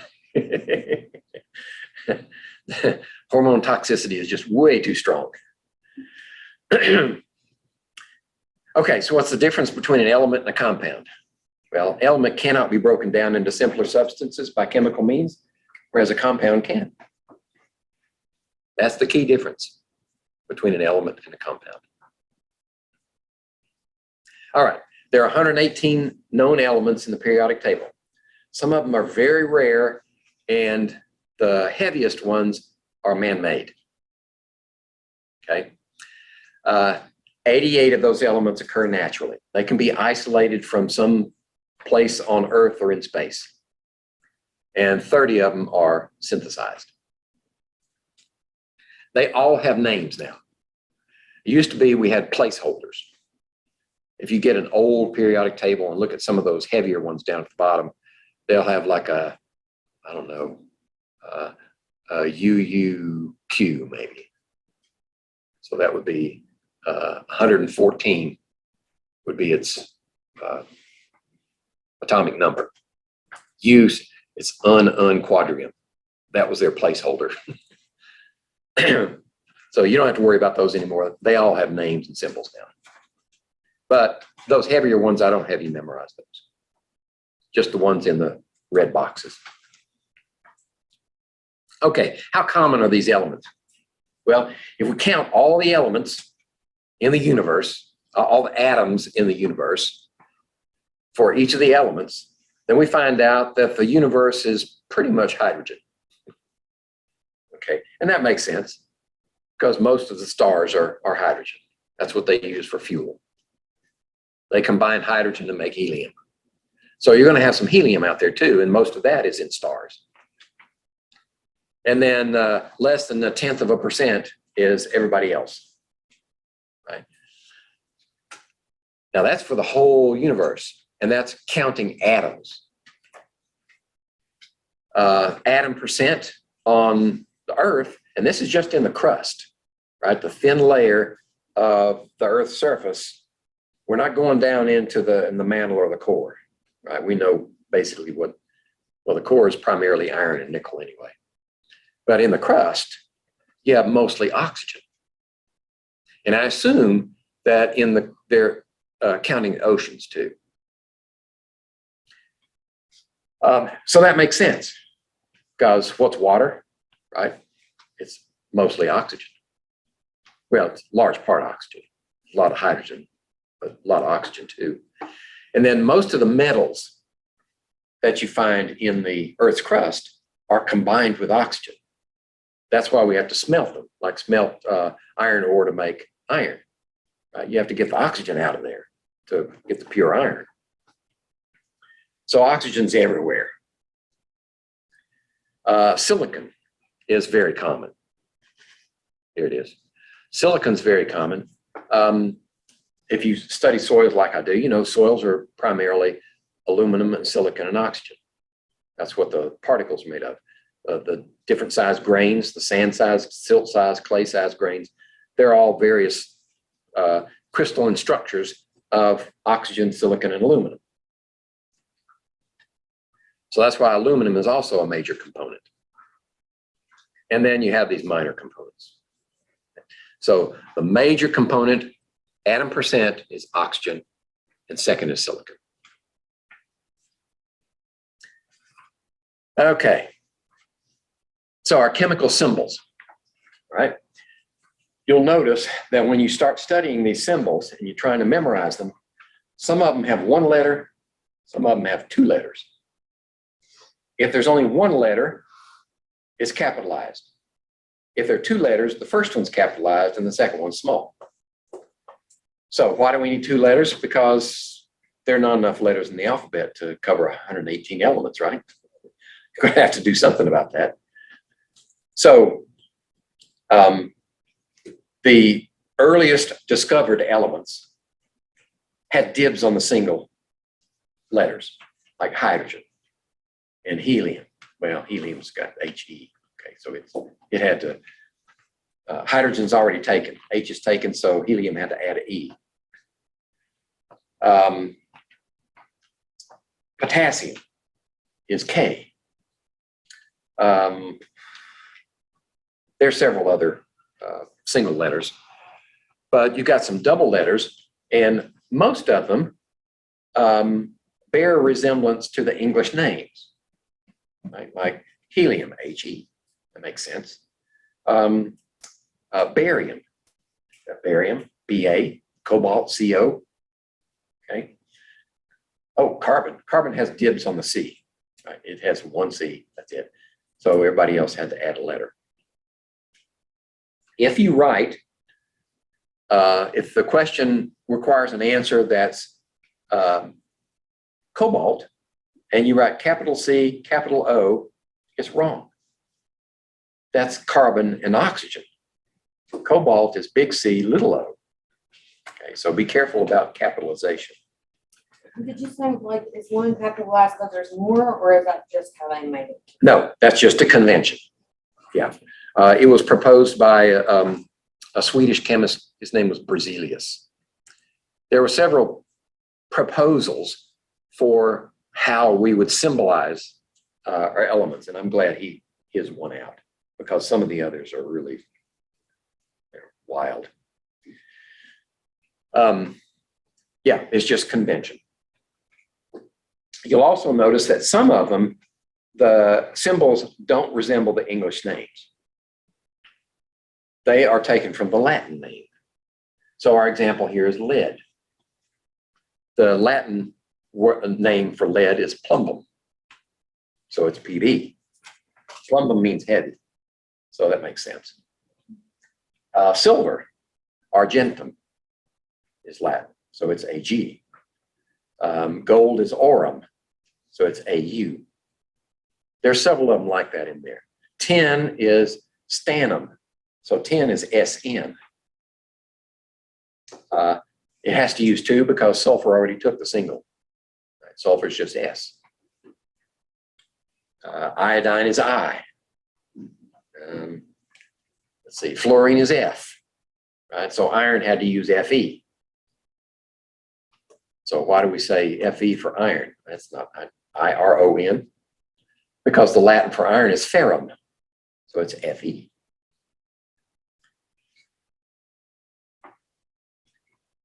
I thought you were taking a breath to ask a question. I was, but I don't want to be that girl. Okay. Like, I'm sitting here connecting everything you're saying, like, to the human body. And like, the potassium and the iron and ferritin for iron, Ferrum. ferrum. Uh-huh. I'm just wondering about where I need to connect this, or just like, Oh, yeah, make associations. Yeah. I remember when I was a kid, I memorized these symbols when I was like 5th or 6th grade, I think. and I take blood too, so like the potassium, that's just what I'm relating it to. I don't. Oh, you're thinking of electrolytes. Yeah. Yeah, when they do blood analysis, Yeah, kind of. they spit out the report and it says you've got this, this, this, and this, and then it has a list of electrolytes in there. And electrolytes can be out of balance, right? If you're sick or if something else is going wrong, usually your kidneys will skew that. So yeah, there'll be a list of the most common elements that are found in the body: sodium, potassium, calcium, magnesium, lots of iron, right? That's where the blood, that's why blood's red.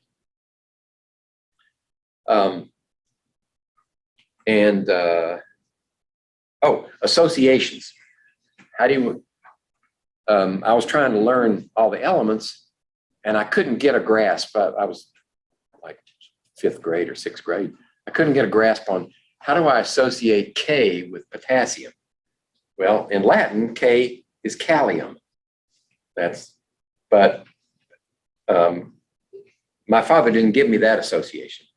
He said, this is kind of crude. I had an older sister, her name's Karen. So it starts with a K. And he said, just think of K as potassium. All right, so it worked, but now I prefer the Latin version. Okay, so these are some other examples. Copper is cuprum, so it's Cu. Okay.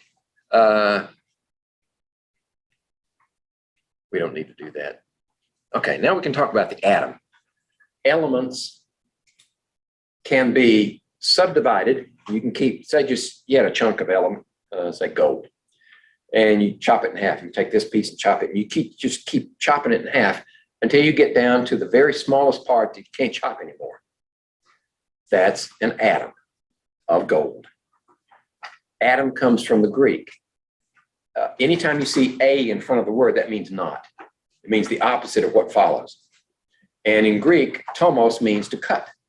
So it means not cut. You can't cut it any further. That's just it. Now, this idea of the atom is not new. Right? The ancient Greeks came up with it first. The problem with the ancient Greeks and their atomic theory was that they said everything is made of the same atoms. Right? We know it's not true now, and it gave them a problem, because if the logic would have it, if everything's made of the same atom, why is this substance different than that one, right? Even if it's a pure substance, if it's a pure element, why does this element and that element, why are they different if they have the same atoms? So they had to come up with some mental gyrations, like, what was it, the 4 basic forces: earth, wind, fire, and let's see, earth, wind, fire. Is it water? Water. So they had to, and the atomic theory was not very popular in those days anyway. It wasn't until John Dalton got hold of the idea, and he proposed a change to it. He says, the simplest is the atom, but this element has a different atom than that element. And then that solved that problem. Atoms are very, very small. And they give you an example here. 254 million, doesn't say what kind of atom, average atom, will fit in 1 inch. So they're really small. So we got atoms. We can put different atoms together and make compounds. Or we can put two of the same atoms together, two or more of the same atoms together, and make diatomic or triatomic or octaatomic sulfur. But if they're bound together so strongly that they behave as a single unit, we call them a molecule. Okay, that's as opposed to a compound that's composed of ions like sodium and chloride ions. Sodium's positive, chloride's the negative. Those do not form molecules because they're individual ions. The only thing that holds them together is electrostatic attraction. But these molecules are bound so tightly together, like water. Oxygen and hydrogen are bound so tightly together, they behave as a single unit. And that gives them their identity.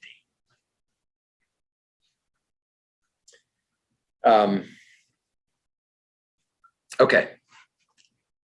So a molecule can either be made of elements, single type of atom, or multiple types, different types of elements. It's how they're bound together and how they behave. It determines the molecule. Now, if we have a homoatomic molecule, that means that they've only got one type of element in that molecular structure. So there's your dichlorine, your Cl2, your diatomic chlorine. Right? Phosphorus typically occurs with 4 bound together in that tetrahedron structure. Sulfur, that should be 8 of them there.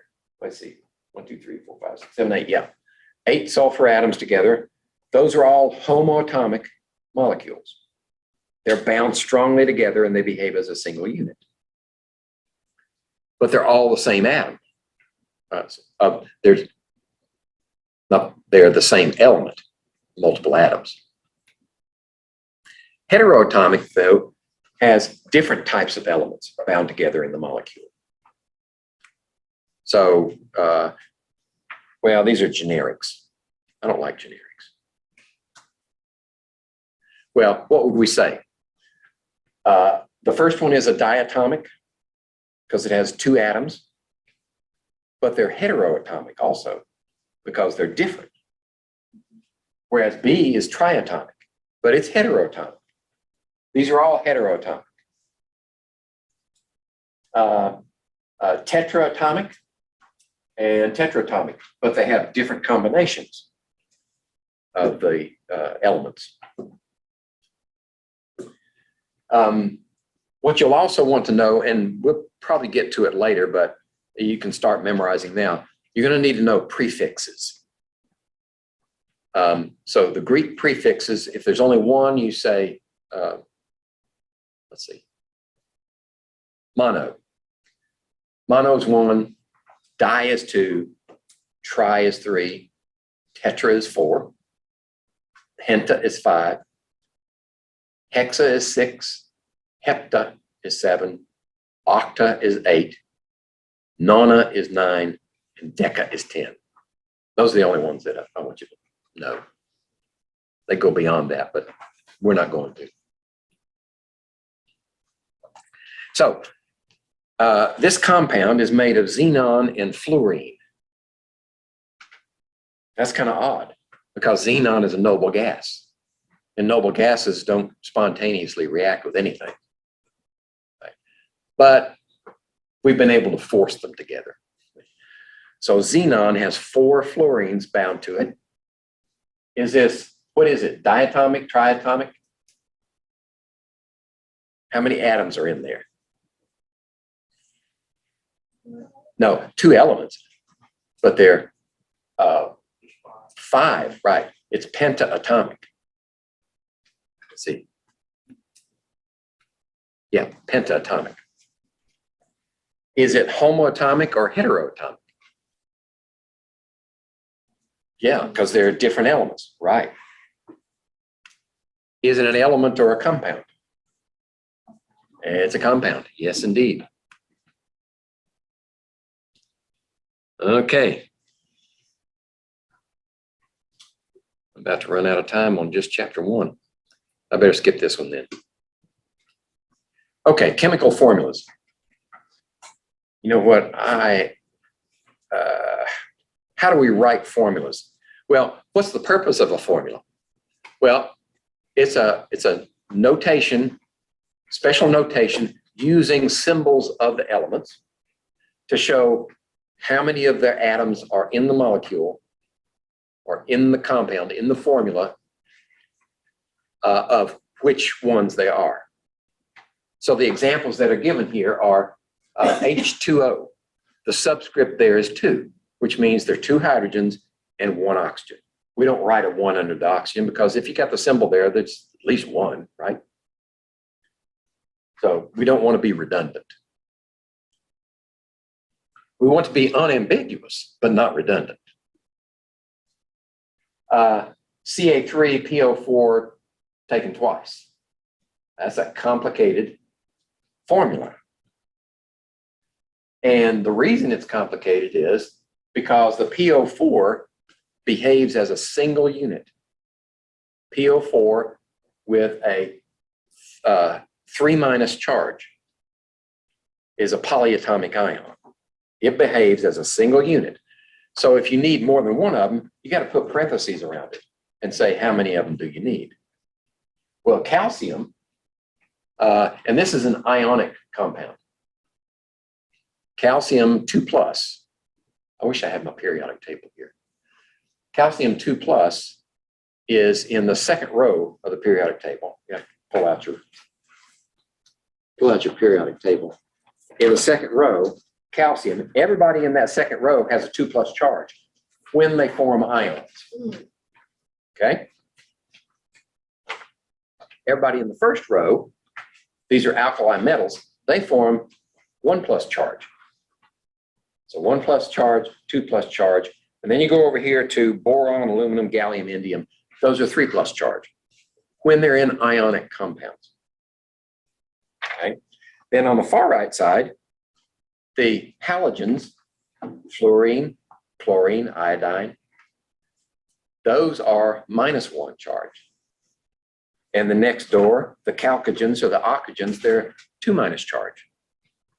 This is when they're in ionic compounds.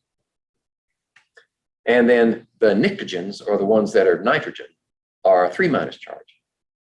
So if you know that, then you can say balance the charges. Right? Calcium is a 2+ charge. PO4 is a 3- charge. So how do you balance it?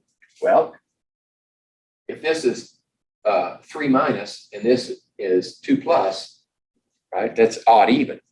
You can't do it with a single letter, so I cross multiply. This 3 goes over here, and that 2 goes over here.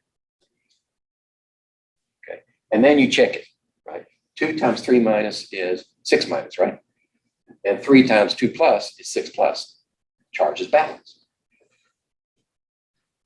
But back to the question. We have 3 atoms of calcium. We have 2 atoms of phosphorus. Why? Because you've got 2 groups. 2 times 1 is 2. And we have 8 of oxygen. Okay. So that's what the subscripts are there to tell you how many atoms are in the formula. For each of the following, how many atoms of each element are present? Okay. H2SO4, sulfuric acid. We have 2 hydrogens, 1 sulfur, 4 oxygens. That was easy. How about the next one?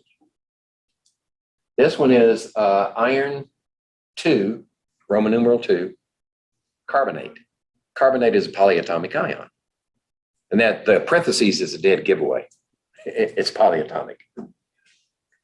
So you have 2 irons,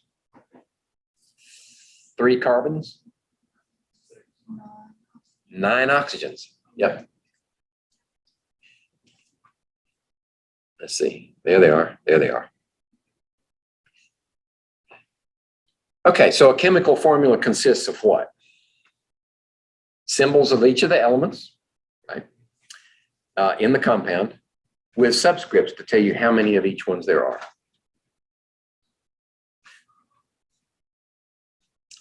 All right, okay, concept questions means we're about finished with this chapter. And I'm gonna let that go. Okay, so we'll take a short break and come back and we'll hit chapter 2. Okay, so we're gonna go into chapter 2 now, and I'm gonna try to get through it quick enough so that we don't, let's see. Lab's over at 1 o'clock. Okay, that's a challenge. All right, chapter 2. We're going to talk in this chapter about measurements. Every experiment in chemistry, physics, doesn't matter what it is, in the sciences, every experiment eventually requires some type of measurement. Sometimes they don't use measurements like we would think of, like a meter stick or a balance or something like that, but a measurement is required. What we need is to recognize what's being measured. And then we have to agree upon, as scientists, we have to agree upon what's the standard for that particular type of measurement that we're going to make. And at this point in the sciences, we have this system called the SI system, which is the international system. The reason it's backwards is because SI is French. So we have these standard measurements that the fundamental units, they call them, fundamental units for each of these types of measurements: mass, volume, length, time, temperature, pressure, concentration. Some of those are derived, so I can't say they're all fundamental. Let's see.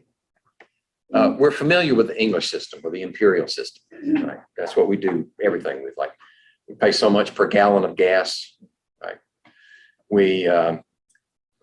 We measure our height in inches and feet. We buy other things like so much per pound, or we buy a gallon of gas, not a liter. We buy a gallon of milk, not a liter. But the metric system is used every day all over the world, except for here. So we need to become familiar with, build some type of intuition for the metric system, because it has a power. And that's actually a pun, but you may not get it. The metric system, its power is that it's easily scaled because it's based on the decimal system. In other words, the way our numbers are, like ones, tens, hundreds, thousands, each number gets 10 times bigger. Whereas the English system doesn't. It's just a random mess of arrangements, like, oh, I don't know, a gallon is 4 quarts. Well, a quart's 2 pints. Let's see, a pint is, what, 2 cups? Right, and it used to be worse than that. Like, in the foot used to be related to whatever king was in power at the time. So it changed. Anyway, so we're focused on the international system, which is basically metric. Let's see. Your textbook, the authors refer to base units. Now, the base unit can either be a derived unit or a fundamental unit. The fundamental unit is the one that is standardized by the scientific community. Mass is standardized for the kilogram. Length is standardized for the meter. Time is standardized for the second. We sort of inherited that one. So we just had to fix how long is a second. And then there are other units that can be derived from that. And sometimes those derived units become the base unit for calculations. And you can scale up or down a base unit by using prefixes. Okay, they're actually, the prefixes are multipliers against the base unit. So here's an example. These multipliers say, here's the kilo, kilogram. Right? The gram is the base unit.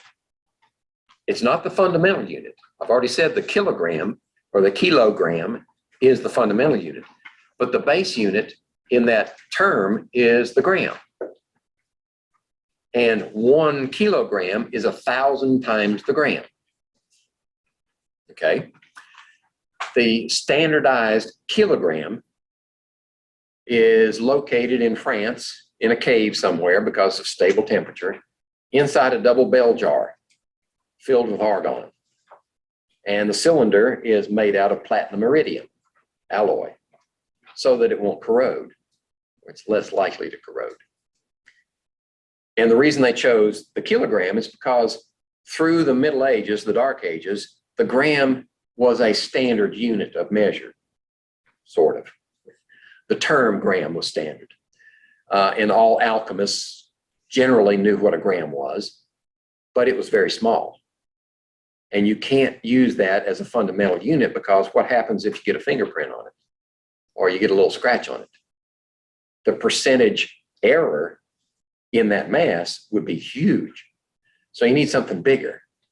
So they said, okay, the gram is fixed. We can't change that. So let's take a kilogram. 1,000 grams now is the fundamental unit. So that platinum iridium cylinder is about like that. And it's the fundamental unit. Once it's been standardized, then you can develop and you can derive multiple units. So if we know that a gram is so much, and we say we want a milligram, milli means 1,000th of. So a milligram is 1,000th of that gram. That becomes your measuring unit. Okay, and that's used very often with medications. Right? You have so many milligrams of a medication is in that pill. It's got a bunch of other stuff in it, of course, but the active ingredient is so many milligrams of some chemical. Micrograms. Micro means 1/1,000,000th of 10 to the minus 6. And the symbol is this Greek mu. Looks like a U with a front tail on it. That is the micro. Centi, 100th. Right? So you know centimeters, right? Everybody knows centimeters, is 100th of a meter. So a meter is a little over a yard, and 100th of that is a centimeter. Okay. Where have we seen centimeters in the medical profession? Yes. Our slideshow doesn't have, our papers doesn't have the information on it. Is it supposed to? Oh.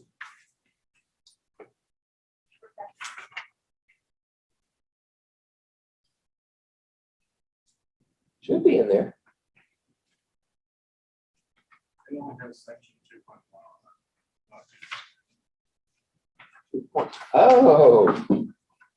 Oh no. That's not right. You ought to have everything. See, did I do that on everyone? No, that was okay. One was okay. Okay, I just messed up 2. All right.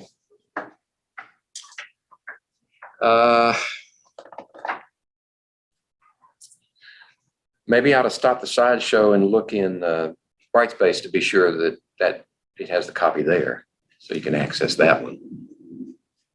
Let's stop the show. And let me go into Brightspace. go here. Down to there. PowerPoints. And here's the second one.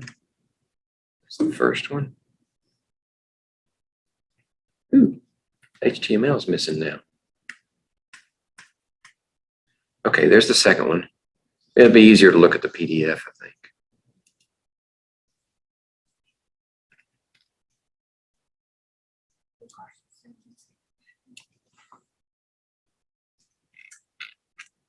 2.1, 2.2. Okay, so the one that's in the bright space is complete.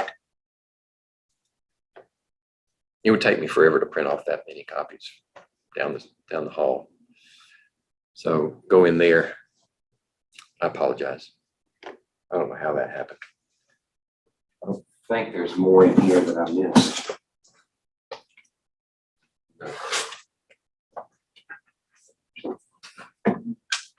No, I just printed it wrong.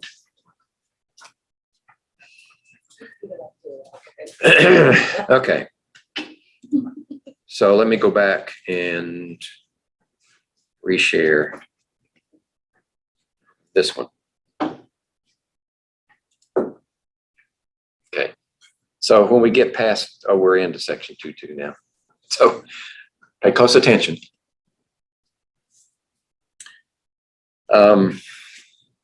These tables, by the way, are taken straight out of your book. So they'll be in your textbook. On page 26. Yeah. Okay, so we got these prefixes, and each prefix means something. It's a multiplier. The nano, 10 to the minus ninth, right? Everybody knows nanotechnology. It's exercise garments that are made of nanofibers, right? They're on the order of 10 to the minus ninth meters in length. Okay, so in this case, the meter is the base unit for length, but it's also the fundamental unit. It's been defined by convention to be a certain length, and that length was derived from the distance from the equator to the North Pole through Greenwich, England, which is the prime meridian. It's 0 longitude. And they took that and they said, how many times do we have to subdivide that? What fraction of that will give us a usable length? And they just settled on that as the meter. And then they recreated that length in a platinum iridium bar that has a certain shape to it that keeps it from being warped. And that for the longest time was the standard. So if you wanted to standardize your meter stick, you sent it to France and they compared it and said, okay, you're off by this much. Well, at least you know. Now, if you've got the money, you can buy a device that will generate a meter using laser light. And it will be probably more accurate than the bar. Okay, the gram is a base unit, but it's not the fundamental unit. The fundamental unit of mass is the kilogram. So the mass is constant everywhere in the universe because it's a representation of how much substance there is there.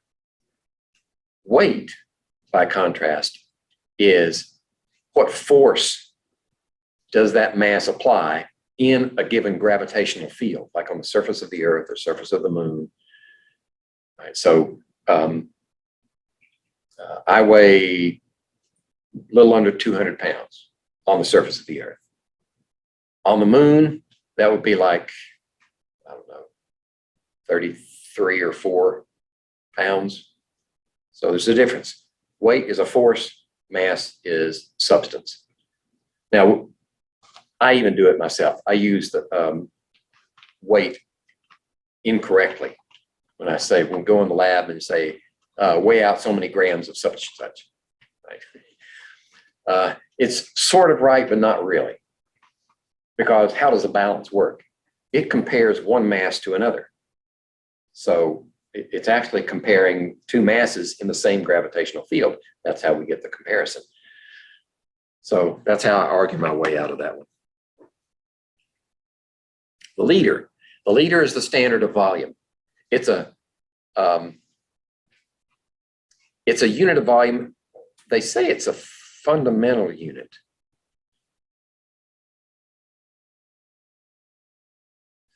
Actually, the liter, it could be a fundamental unit, but I think it's a derived unit because a liter is a cubic scale of a length, and the length is already defined as the meter. So if you take a meter and you take a tenth of it, a decimeter, and you cube it, a decimeter this way, a decimeter this way, and a decimeter this way, that's a liter. So I think that's incorrect. The liter is a derived unit. It's also a base unit. Right? A milliliter is 1,000th of a liter. And any of you in the medical profession, if you go through the closets, you may find some old stuff that's like solutions that are in concentrations of so many grams per cubic centimeter, cc's. A cc is the same thing as a milliliter. So that was nice. And all they had to do was just change the label and the concentrations didn't have to change.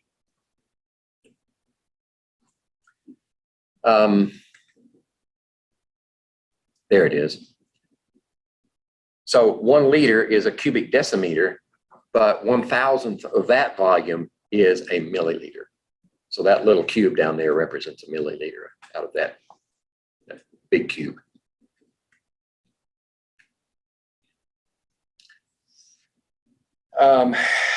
Let's see, do we need to stop here? I'm already running out of time. I'm not going to stop there.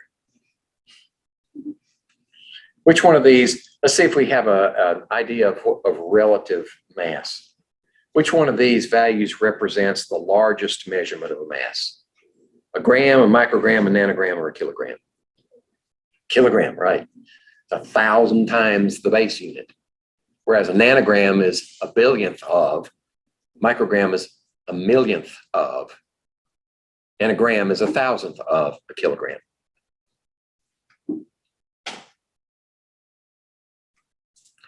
Okay. The object of the next few slides has to do with what do we do with these measurements? Eventually, you're going to use a measurement in a calculation, more than likely. And the one thing that's certain in science is uncertainty. Every measurement you make is not exact. Nobody can claim that. There is uncertainty in measurement. For whatever reason, maybe your measuring stick is not quite right. Or maybe you're looking at it at an angle. You get some parallax error. Or any number of things can go wrong. So we need a way to get a handle on uncertainty so that when we make calculations, we know what values in the answer we can trust. Right? Because when you put numbers into your calculator, what does it do? It spits out as many decimals as you want, but you can't keep all of them. I mean, that would be cheating in a scientific sense. So we need to know if we've multiplied this number with this number, we need to know which one limits the answer, right? The least accurate one will limit the answer.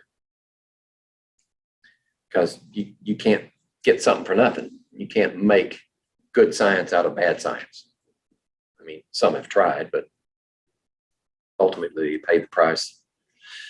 They lost their careers, right? However, by convention, some numbers we have to treat as exact. That is, they have infinite accuracy. Those are exact numbers. They take the form of either counting numbers, like 12 pencils. You won't say 11 and a half pencils, or 15 pretzels in a bowl, or simple fractions. These are given as exact numbers. So they have no limitations on the calculation itself. conversion factors, and we haven't talked about those yet, but when you come to conversion factors, every conversion factor is considered to be an exact number.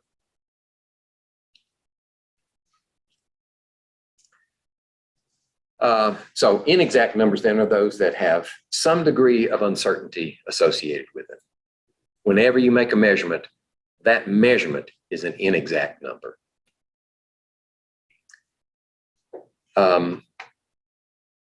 So how do we define, let's see. Oh, I didn't pull out my copy. Okay, so I'll just wing it. When you write a number on the board, I'm just going to have to use the board. It's not going to be recorded here, but it's too bad. So when you write a number, say like that, the understanding among all scientists is that you're claiming these first three are exact. No, certain, excuse me. These are certain digits in that number. The last one is always taken to be uncertain. So it's a guess, an educated guess, but it's a guess. If you write the number without that one in it, in other words, you say 347, and you say, all right, I don't know what it is, so I'll just say 0. Or if you write it like, if you meant to write, let's do it this way.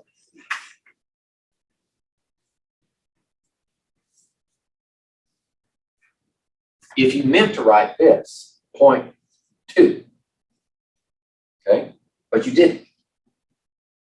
Well, you've thrown that away because this one is the uncertain. And you meant this one to be certain. Okay. So I always tell my students, don't throw away parts of your number until you have to. In other words, keep everything. When you make a measurement to as far as you can go, decimals to the right. You can always throw away decimals later, but you can never create information. You can never create data unless you want to lose your career. Okay, so that's what we mean by certain and uncertain. And this is an example of where that certainty and uncertainty will come from. Your measuring device. So the measuring device on the left is marked off in centimeters. So you can say so many centimeters, but fractions of a centimeter would be a guess because it's not marked. So we're estimating that between 3 and 4 is 0.7 for the length of that object. So 3.7 means 3 is certain, 0.7 is uncertain. If we used a device for that same object that was marked off in centimeters and millimeters, right? A millimeter is 1/10 of a centimeter. Then you can say, all right, it's 3.7, and then go between 0.7 and 0.8. And in this case, we say it's 400ths. So we can say 3.74. Now 3 and 7 are certain digits, and the 4 is an uncertain digit. That gives you greater accuracy. Well, I'm using a term we haven't defined yet. I do that a lot. Okay, when we're going to do calculations, we look at a number and say, how many of those digits are significant? In other words, how many of them have a bearing on the answer? Okay. Those digits of the measurement that have a bearing on the answer are significant figures. There are rules. The first rule is, if they're all non-zero, they're all significant. You keep them for calculation purposes, and they have a bearing on the answer. So this number has 4 significant figures.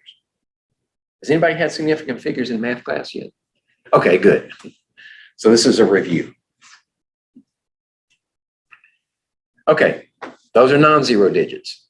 Now what do you do if you got zeros in there? Well, you got 3 types of zeros. You got zeros that go all the way to the left.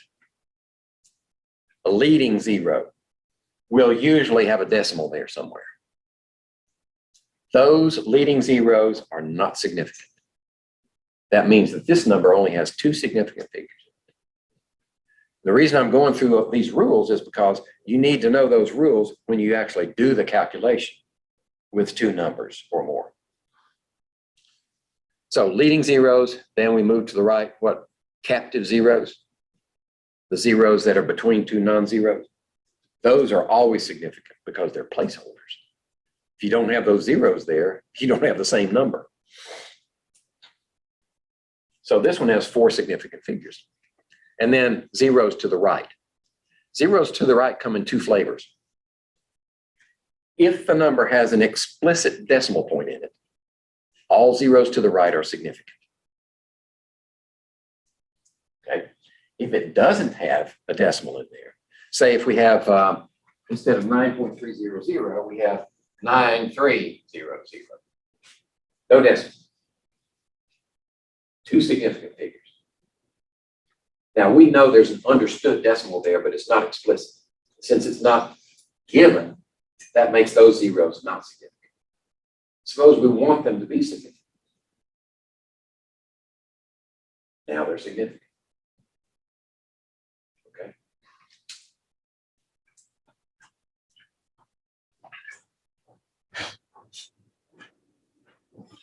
Okay, and this slide makes that point. I stole my own thunder.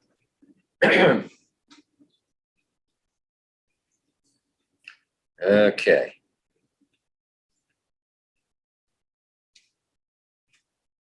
Let's see. Okay, rounding. When your calculator spits out a number with 12 decimal points, you may not be able to keep all of them. So you need rules for rounding. We're going to be really simple about this. We round as usual, or as we learned in grade school, I think. You look for which number needs to be rounded to. In this case, we're going to round this one to three significant figures, 3.7, and then something in that 2 slot. You look to the right, immediately to the right. The rest of the number means nothing, just to the right of that number. If it's less than 5, we throw everything out and keep the 2. If it's greater than 5 or equal to 5, we round the 2 up to 3.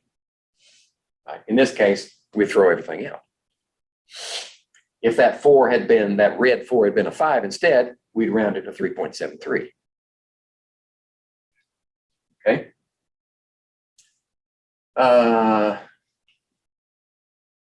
Okay.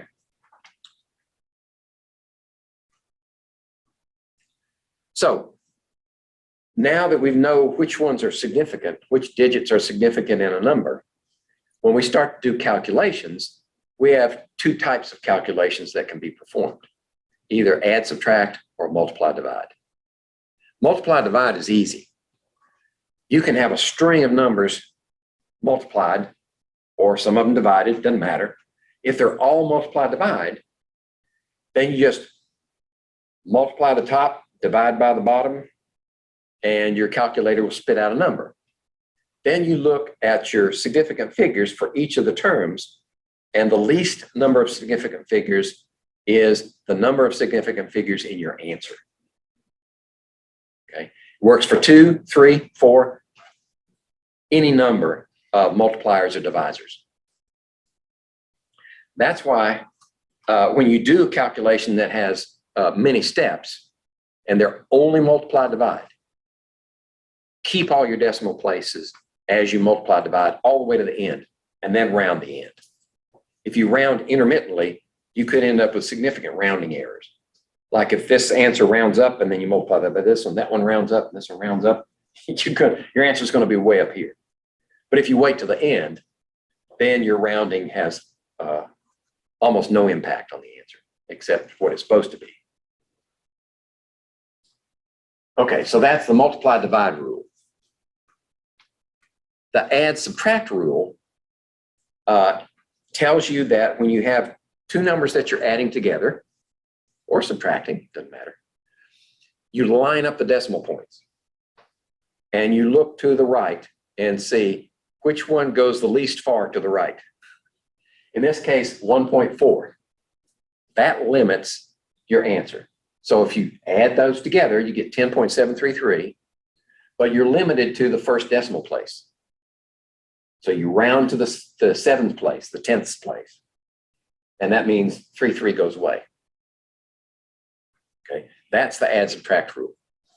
Now, if you've got a complex calculation where you have to do add, subtract, multiply, divide together, then you need order of operation.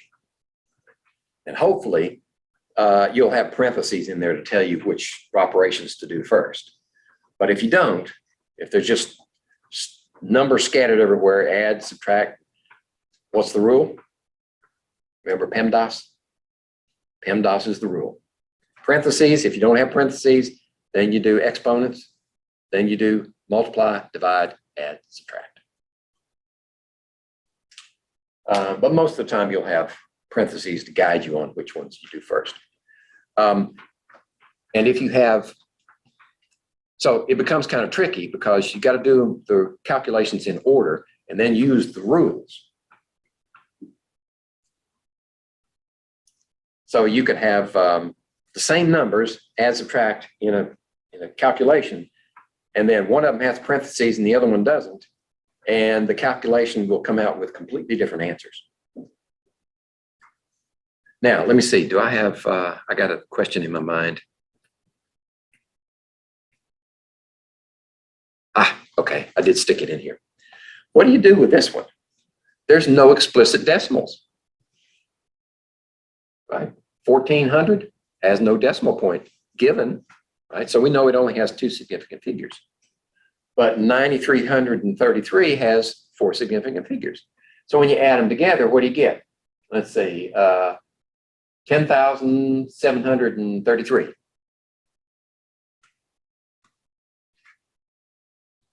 Okay, where do you round?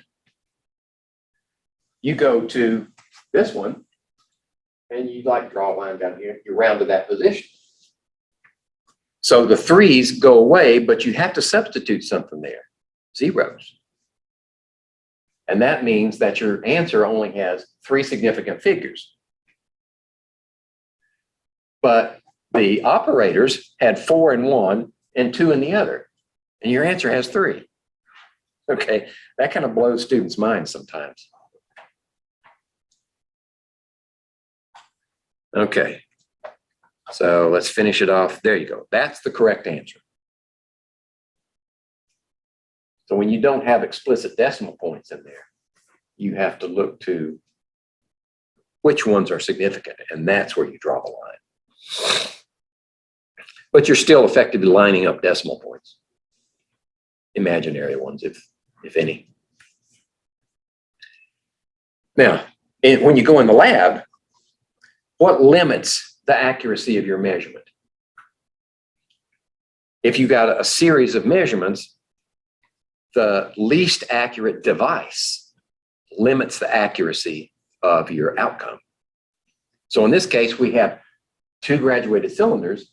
The one on the right is graduated to, looks like 2/100ths between the tenths.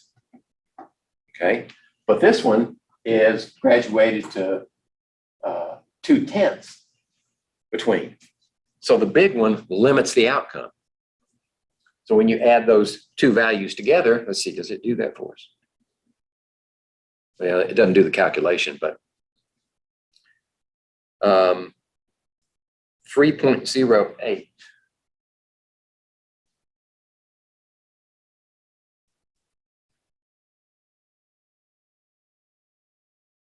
Okay, I think what we've done is made a guess. I need to work on that slide.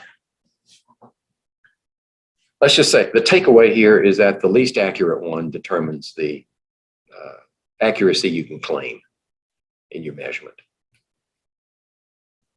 The only reason I'm skipping ahead is because I don't want to run out of time.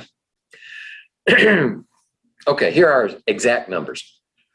So if we have a, if we want to do a conversion, and we don't have, are we going to talk about conversion factors? I'm sorry, I'm going to skip ahead a little bit. Yes, we are. Okay.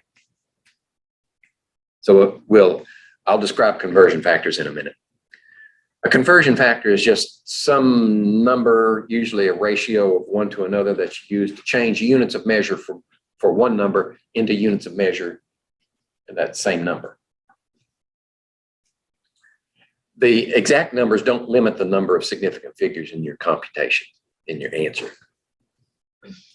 So you can ignore them. Okay, so a calculator gives an answer of 8.8274. When you multiply 4.6 times 1.919, which of the answers would be right? Well, how many significant figures are in your multipliers?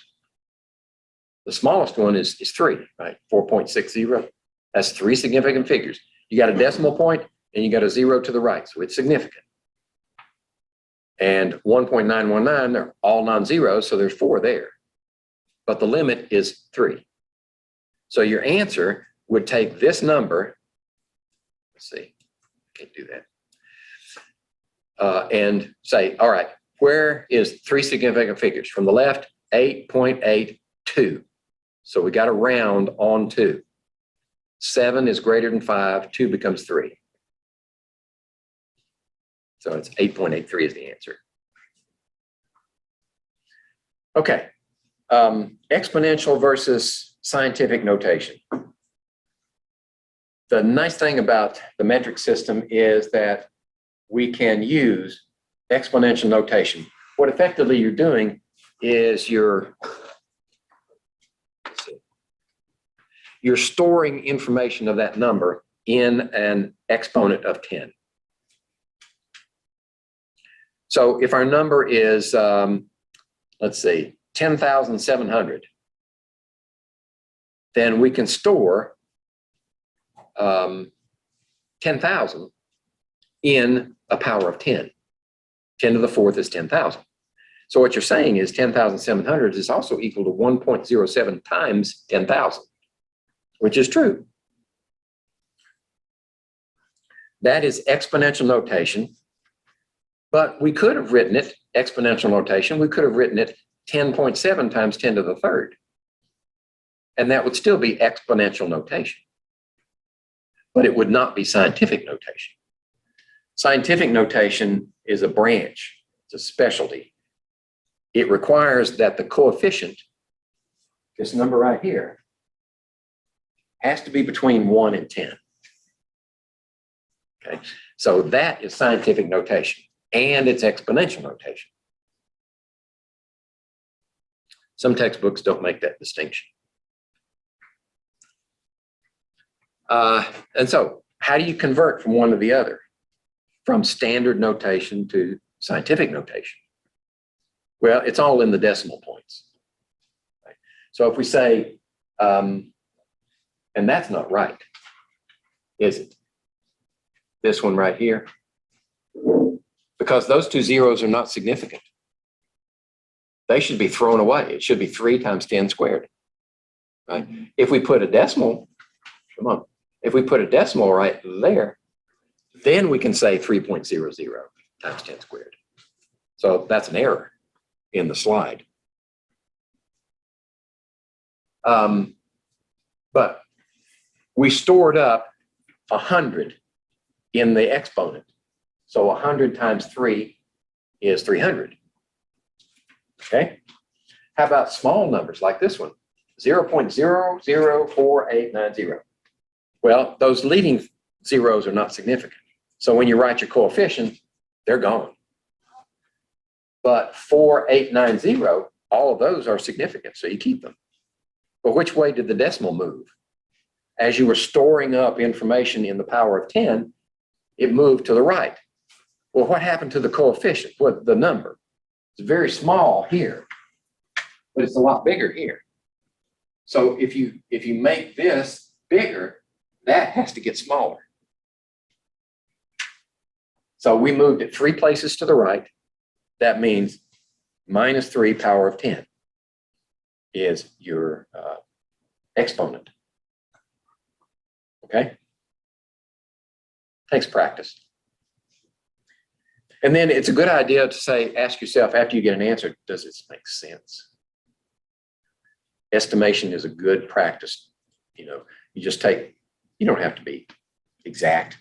You just say, take your numbers and say, this one's almost 4, and this one's almost 5, and this one's almost 10. Multiply them together and say, okay, my number ought to be in that neighborhood. It'll be within an order of magnitude, right? I had a friend that I finished my PhD at LSU, Louisiana State University in Baton Rouge. And a friend of mine who was also had an apartment in my complex, he was a mechanical engineering student. And he said, it just boggles the mind. The students in his class would, they had studied a certain chapter and they were given a problem. And they took the data from that problem and shoved it into the formula that they knew and spit out a number. They put it on the test and it was wrong, of course. Like the answer should come out in some reasonable, like 25.5 kilograms. And they come out with 25,500,000,000 kilograms. You know, they had no concept of what was reasonable. So it's always a good idea to check yourself. I mean, keep an eye on your own fallibility. Okay. Okay, so I did catch it in this one, and I left it in for that purpose. What's wrong with this picture? Well, it's that decimal point missing. Okay. So when you have a number that's written in scientific notation, and you want to multiply or do an operation with them, multiply or divide, then you multiply the coefficients together. And then what do you do with the exponents of the tens? You add them. You add the exponents. You multiply the coefficients and add the exponents. And that will give you an answer. Why would we even bother? I mean, it makes it more complex, doesn't it? Well, some measurements and some things that happen in the universe are huge or very small. And you either use a very small unit of measure for the small stuff, or you use a very large measure for the big stuff, or you can use scientific notation and just makes the number more manageable. And your calculators, if you set them up correctly, will spit out answers in scientific notation. You just have to tell it how to do it. And every calculator is different. You wouldn't want to have to deal with my calculator because I don't use algebraic calculator. I use a reverse Polish notation. And it's faster and easier because I don't have to put parentheses in everywhere. But it takes a little getting used to.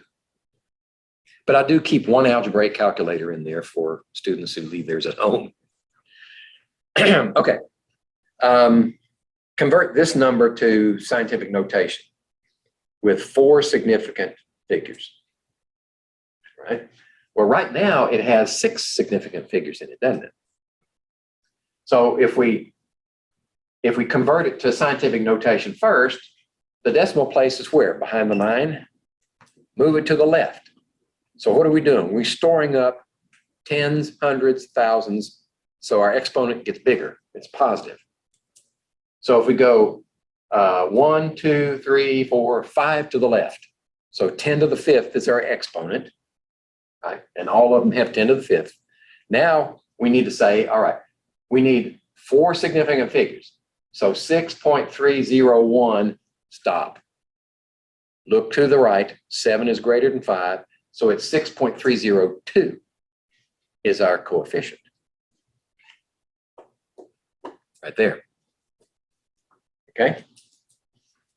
All right. Conversion factors. Okay. I don't know. Let me see. Let me scroll ahead and see. Yeah, I did have it in the slide. That's good. Okay. What's a conversion factor? Well, maybe the number that you have is not in the units that you want. You want it in different units.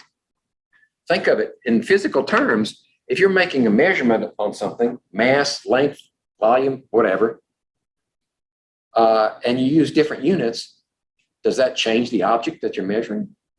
No, it's still the same size. You're just changing the expression of what that size is. So as long as your units and the number that's associated with the unit are in agreement as they change, then everything's kosher. And that's what the conversion factor is supposed to do. It changes the units and the number at the same time to correspond with the unit change. But in order to do that, you need an equivalence. In other words, if you're going from one unit to the next, you need to know what's the relationship between the first unit and the target unit. And this example is 1 minute equals 60 seconds. So you can use that equivalence to convert from seconds to minutes or from minutes to seconds. And in the subsequent slides, I'm going to show you how that works. Why do conversion factors work? You've got the equivalence. In this case, 1 inch equals 2.54 centimeters. Okay, that's true. If you divide both sides by 2.54 centimeters, that's permitted in math, right? You just put a divide sign under each side and put 2.54 centimeters in there, right? So let's do that, okay? Now, you still got the equivalence, but the right-hand side looks like something that we can reduce further, correct? The right-hand side is equal to 1. If you divide something by itself, that's equal to 1.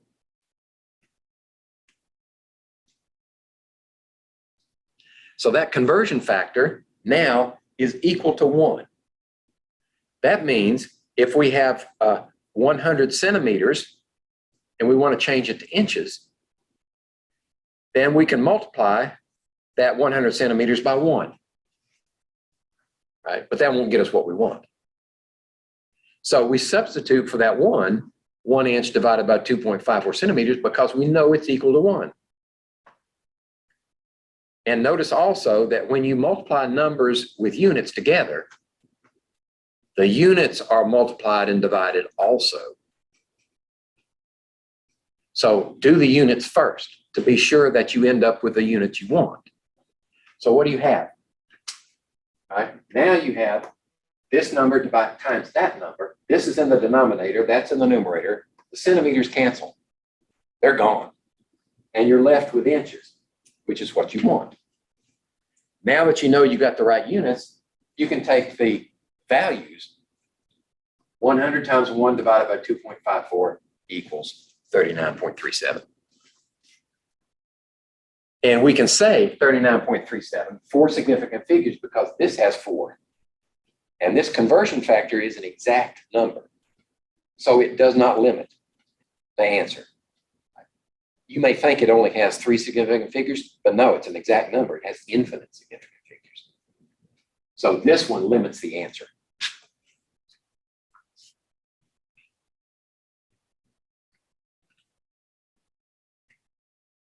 And that's why conversion factors work, because every conversion factor is equal to 1. Okay, those are various examples, and in the interest of time, I'm going to skip that slide and this slide. You can make all these different conversion factors. All you need is an equivalence.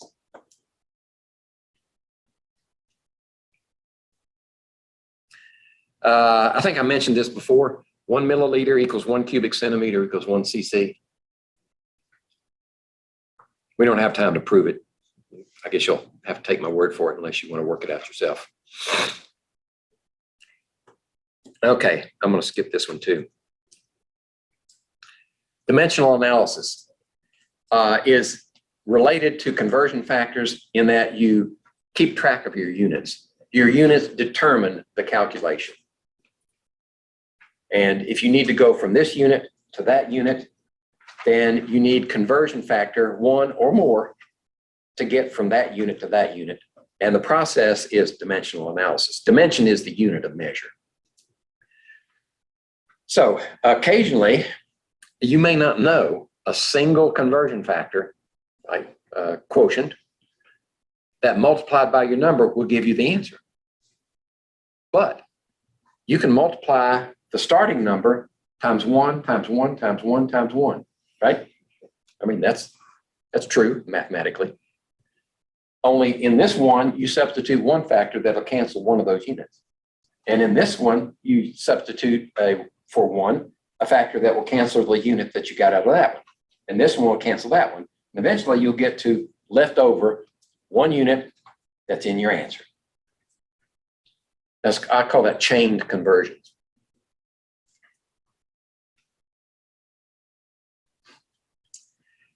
Okay. Let's see. That's a problem that takes up too much time. Okay, here's a chain conversion. We want to change 4.5 pounds into grams. But we don't have, let's say, for argument's sake, we don't have a conversion factor that'll go straight from pounds to grams. But we do know how to go from pounds to kilograms. And then we know how to go from kilograms to grams. So this one converts pounds to kilograms. Notice this is a numerator, denominator. Numerator, that's left over, kilograms. Then we're going to get rid of the kilograms and leave the grams. That's a chained conversion. And these types of operations are all multiply divide. So in your answer, you only have to use the first rule, multiply divide rule. And you just multiply, divide all the way to the end, and then round it for the least one. That's a conversion factor. That's a conversion factor. They're exact numbers. You only have to have 3 significant figures in your answer. Okay. Let's see. Oh, this is a good one. What data would you need to estimate the money you would spend on gasoline to drive your car from New York to Chicago? Well, let's see. Does anybody? Yeah, how many miles is it, right? How much does gas cost? Yep. And one other one. I'm sorry? Yeah, your mileage, gas mileage. Uh-huh.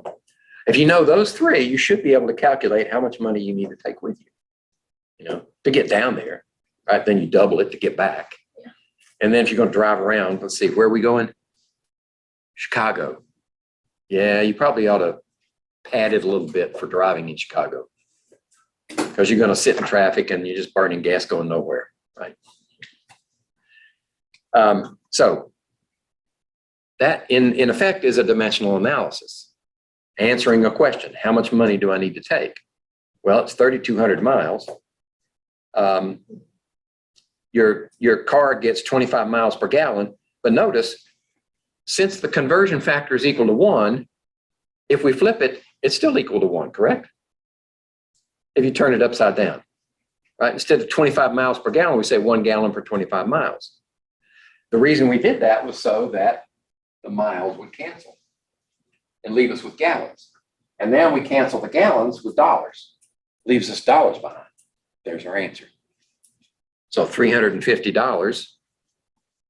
Well, if we only have 2 significant figures, then $350 is how much it would cost.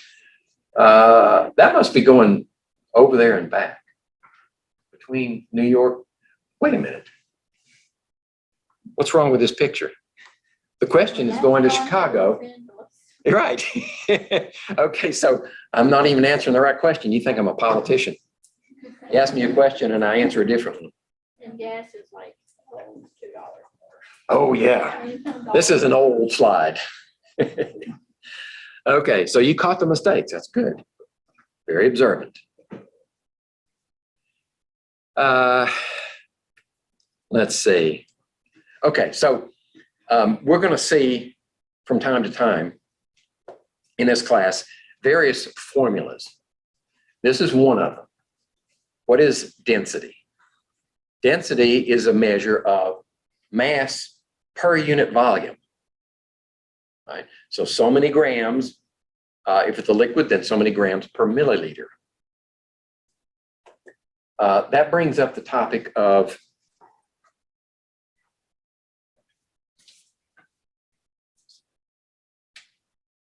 intensive versus extensive properties. That's the way your book probably puts it. I like I like this as capacity. And this as intensity. They mean the same thing. So why did I scribble that up there? An extensive property or capacity factor is one the value changes with the amount that you have. So if I have this chunk of gold, it may weigh 25 grams. But if I have this chunk of gold, it may weigh 25 pounds. Okay, that value, the weight or the mass of that chunk of gold is a capacity factor. And it's extensive property because it changes with the amount. An intensive property or an intensity factor is one that does not change with the amount. And very often, that would be in the form of a ratio, like density.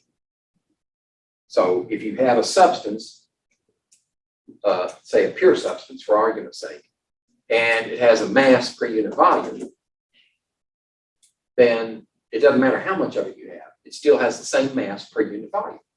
That's an intensive property.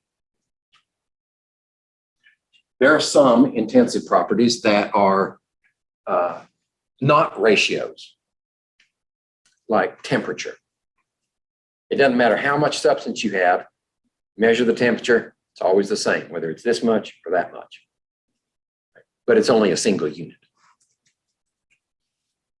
Okay, let's get back to this. So one thing you'll notice is this is a formula with three unknowns: density, mass, and volume. If you have values that you can substitute for any two of those, you can solve it for the third. If you have an equation in one unknown, you can always solve it. It's those pesky ones where you have two unknowns, right? What do we do with that? Anybody had algebra in here? Yeah. What do you do with a two unknown problem to solve? You need two equations, don't you? Yeah. Yeah, you have to solve two simultaneous equations, solve one for the unknown, one of the unknowns, plug it into the other one, and then solve for one unknown, and then plug it back in the other. It's a headache. So in this class, we only have equations in one unknown. So that means that if we know the mass and the volume associated with it, we can calculate the density.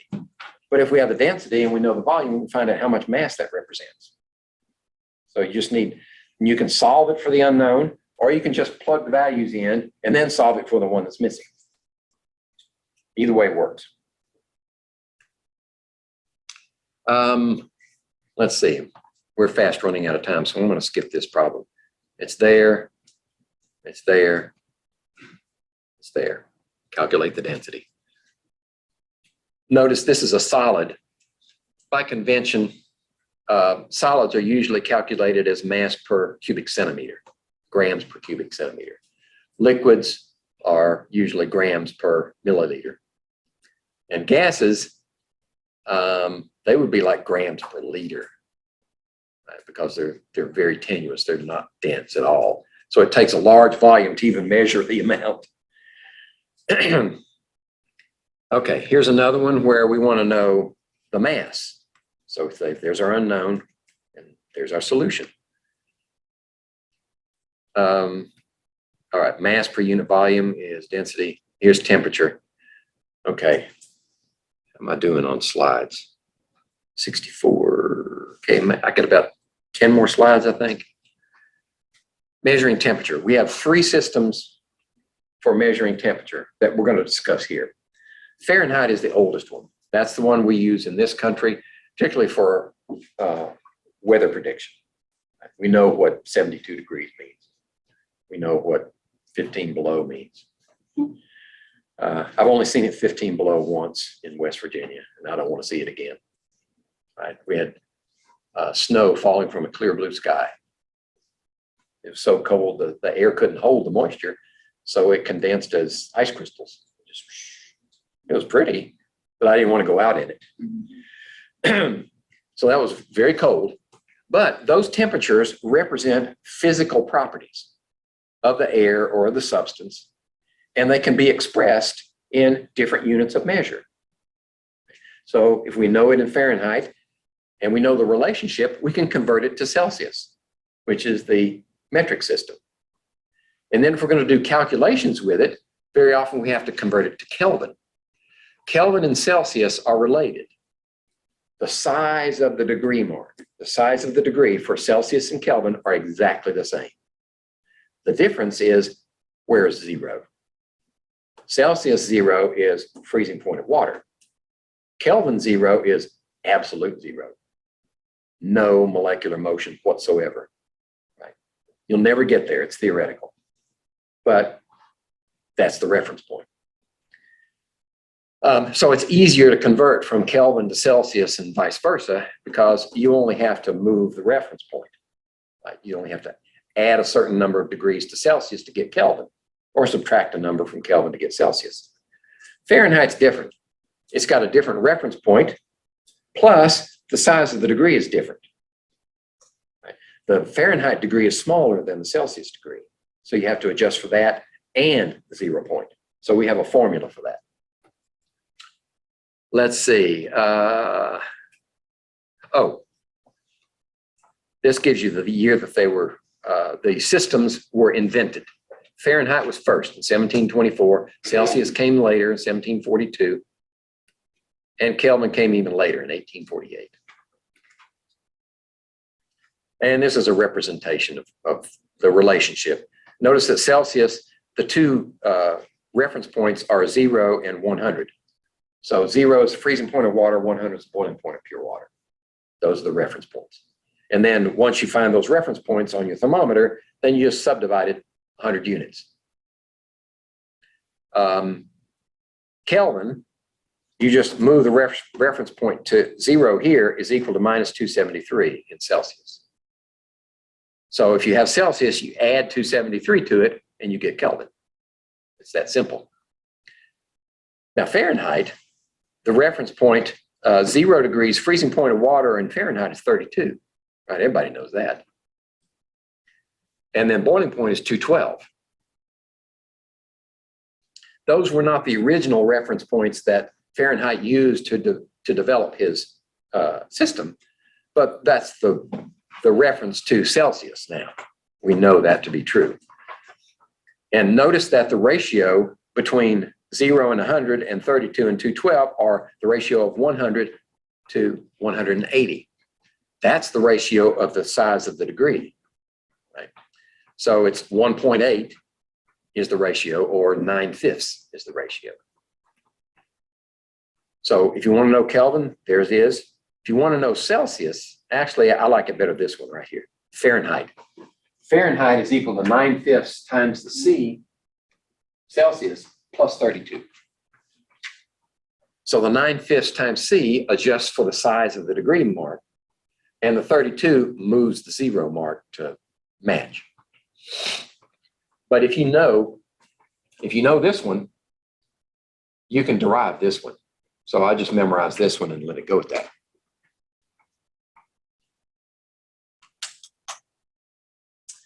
Okay, let's see. Oh, if you want to see how the Fahrenheit Celsius formula was derived, go to that website and they've got a good explanation for it. I figured that was easier than trying to do it here in class and just waste all this time. But this is an interesting problem.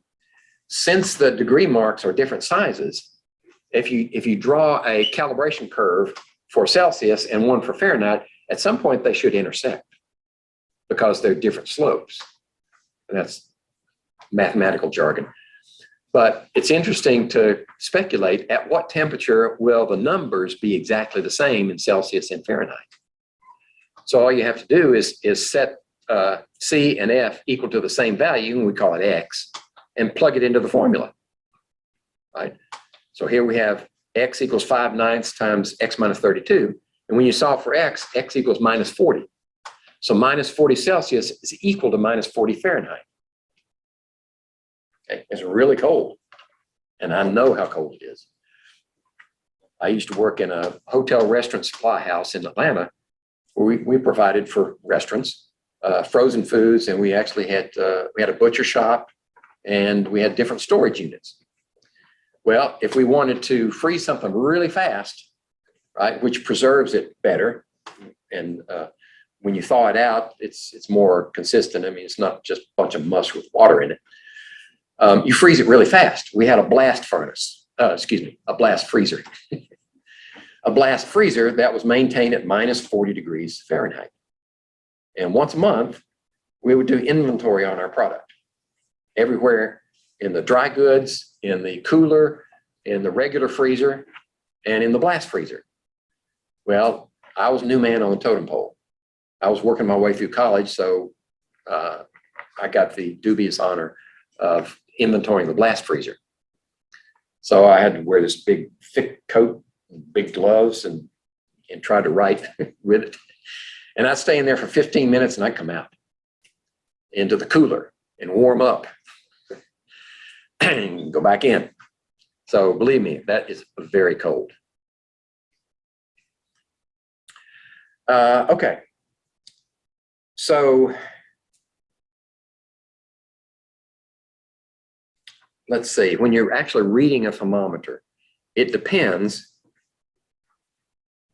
Oh, I see. We're making a point of, as you're reading the thermometer, if you're in the tens, like 10 degrees, 20 degrees, 30 degrees, and your thermometer's only got units of 1 degree measurement, then this is not quite accurate. You can estimate the tenths, right, between the degree marks. But if you get up into the hundreds degrees, then you got 3 significant figures, and then you can add another one in estimating between the degree marks, and you can get 4 significant figures. Let's see. So this is converting Celsius to Kelvin or Kelvin to Celsius. And all you need to know is that Kelvin equals Celsius plus 273. It's that simple. So if you're going from Fahrenheit to Kelvin, you'll have to convert from Kelvin to, from Fahrenheit to Celsius and then convert to Kelvin. Many of the calculations in chemistry require that the temperature be in Kelvin, not in Celsius. Sometimes you can use Celsius, but for instance, when we do calculations with gases that need temperature measurement, it has to be Kelvin. But I'll emphasize that point again later. Okay, let's see. This is the end, isn't it? Yeah, that's it. Okay, so I'm not sure yet. Just wait till next week and see where I'm located as to which class you go to. It's a lot colder in there, right? So come prepared with like a jacket or something. The lab is much colder than it is in here. And, oh, I'm sorry. I didn't give you labs yet, did I? Do we have a lab today? Yeah, we have a safety lab. I was about to turn you loose and we hadn't been in the lab yet. Okay, this is the safety lab. You can actually do it at home. 3. We don't have to stay for it. No. 1. But I have one other hint, so don't go away yet. 3. Oh.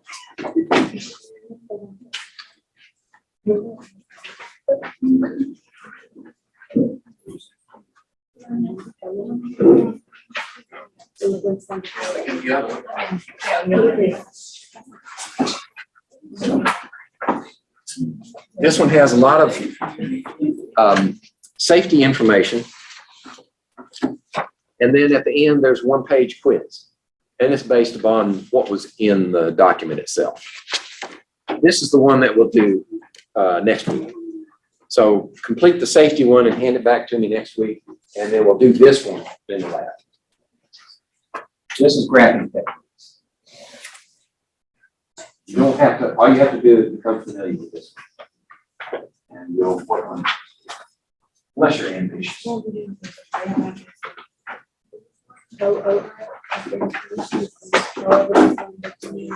So has anybody ever done any graphic? Your math class maybe? No? Okay. So you want the safety one back next week, but familiarize with the second one. Correct.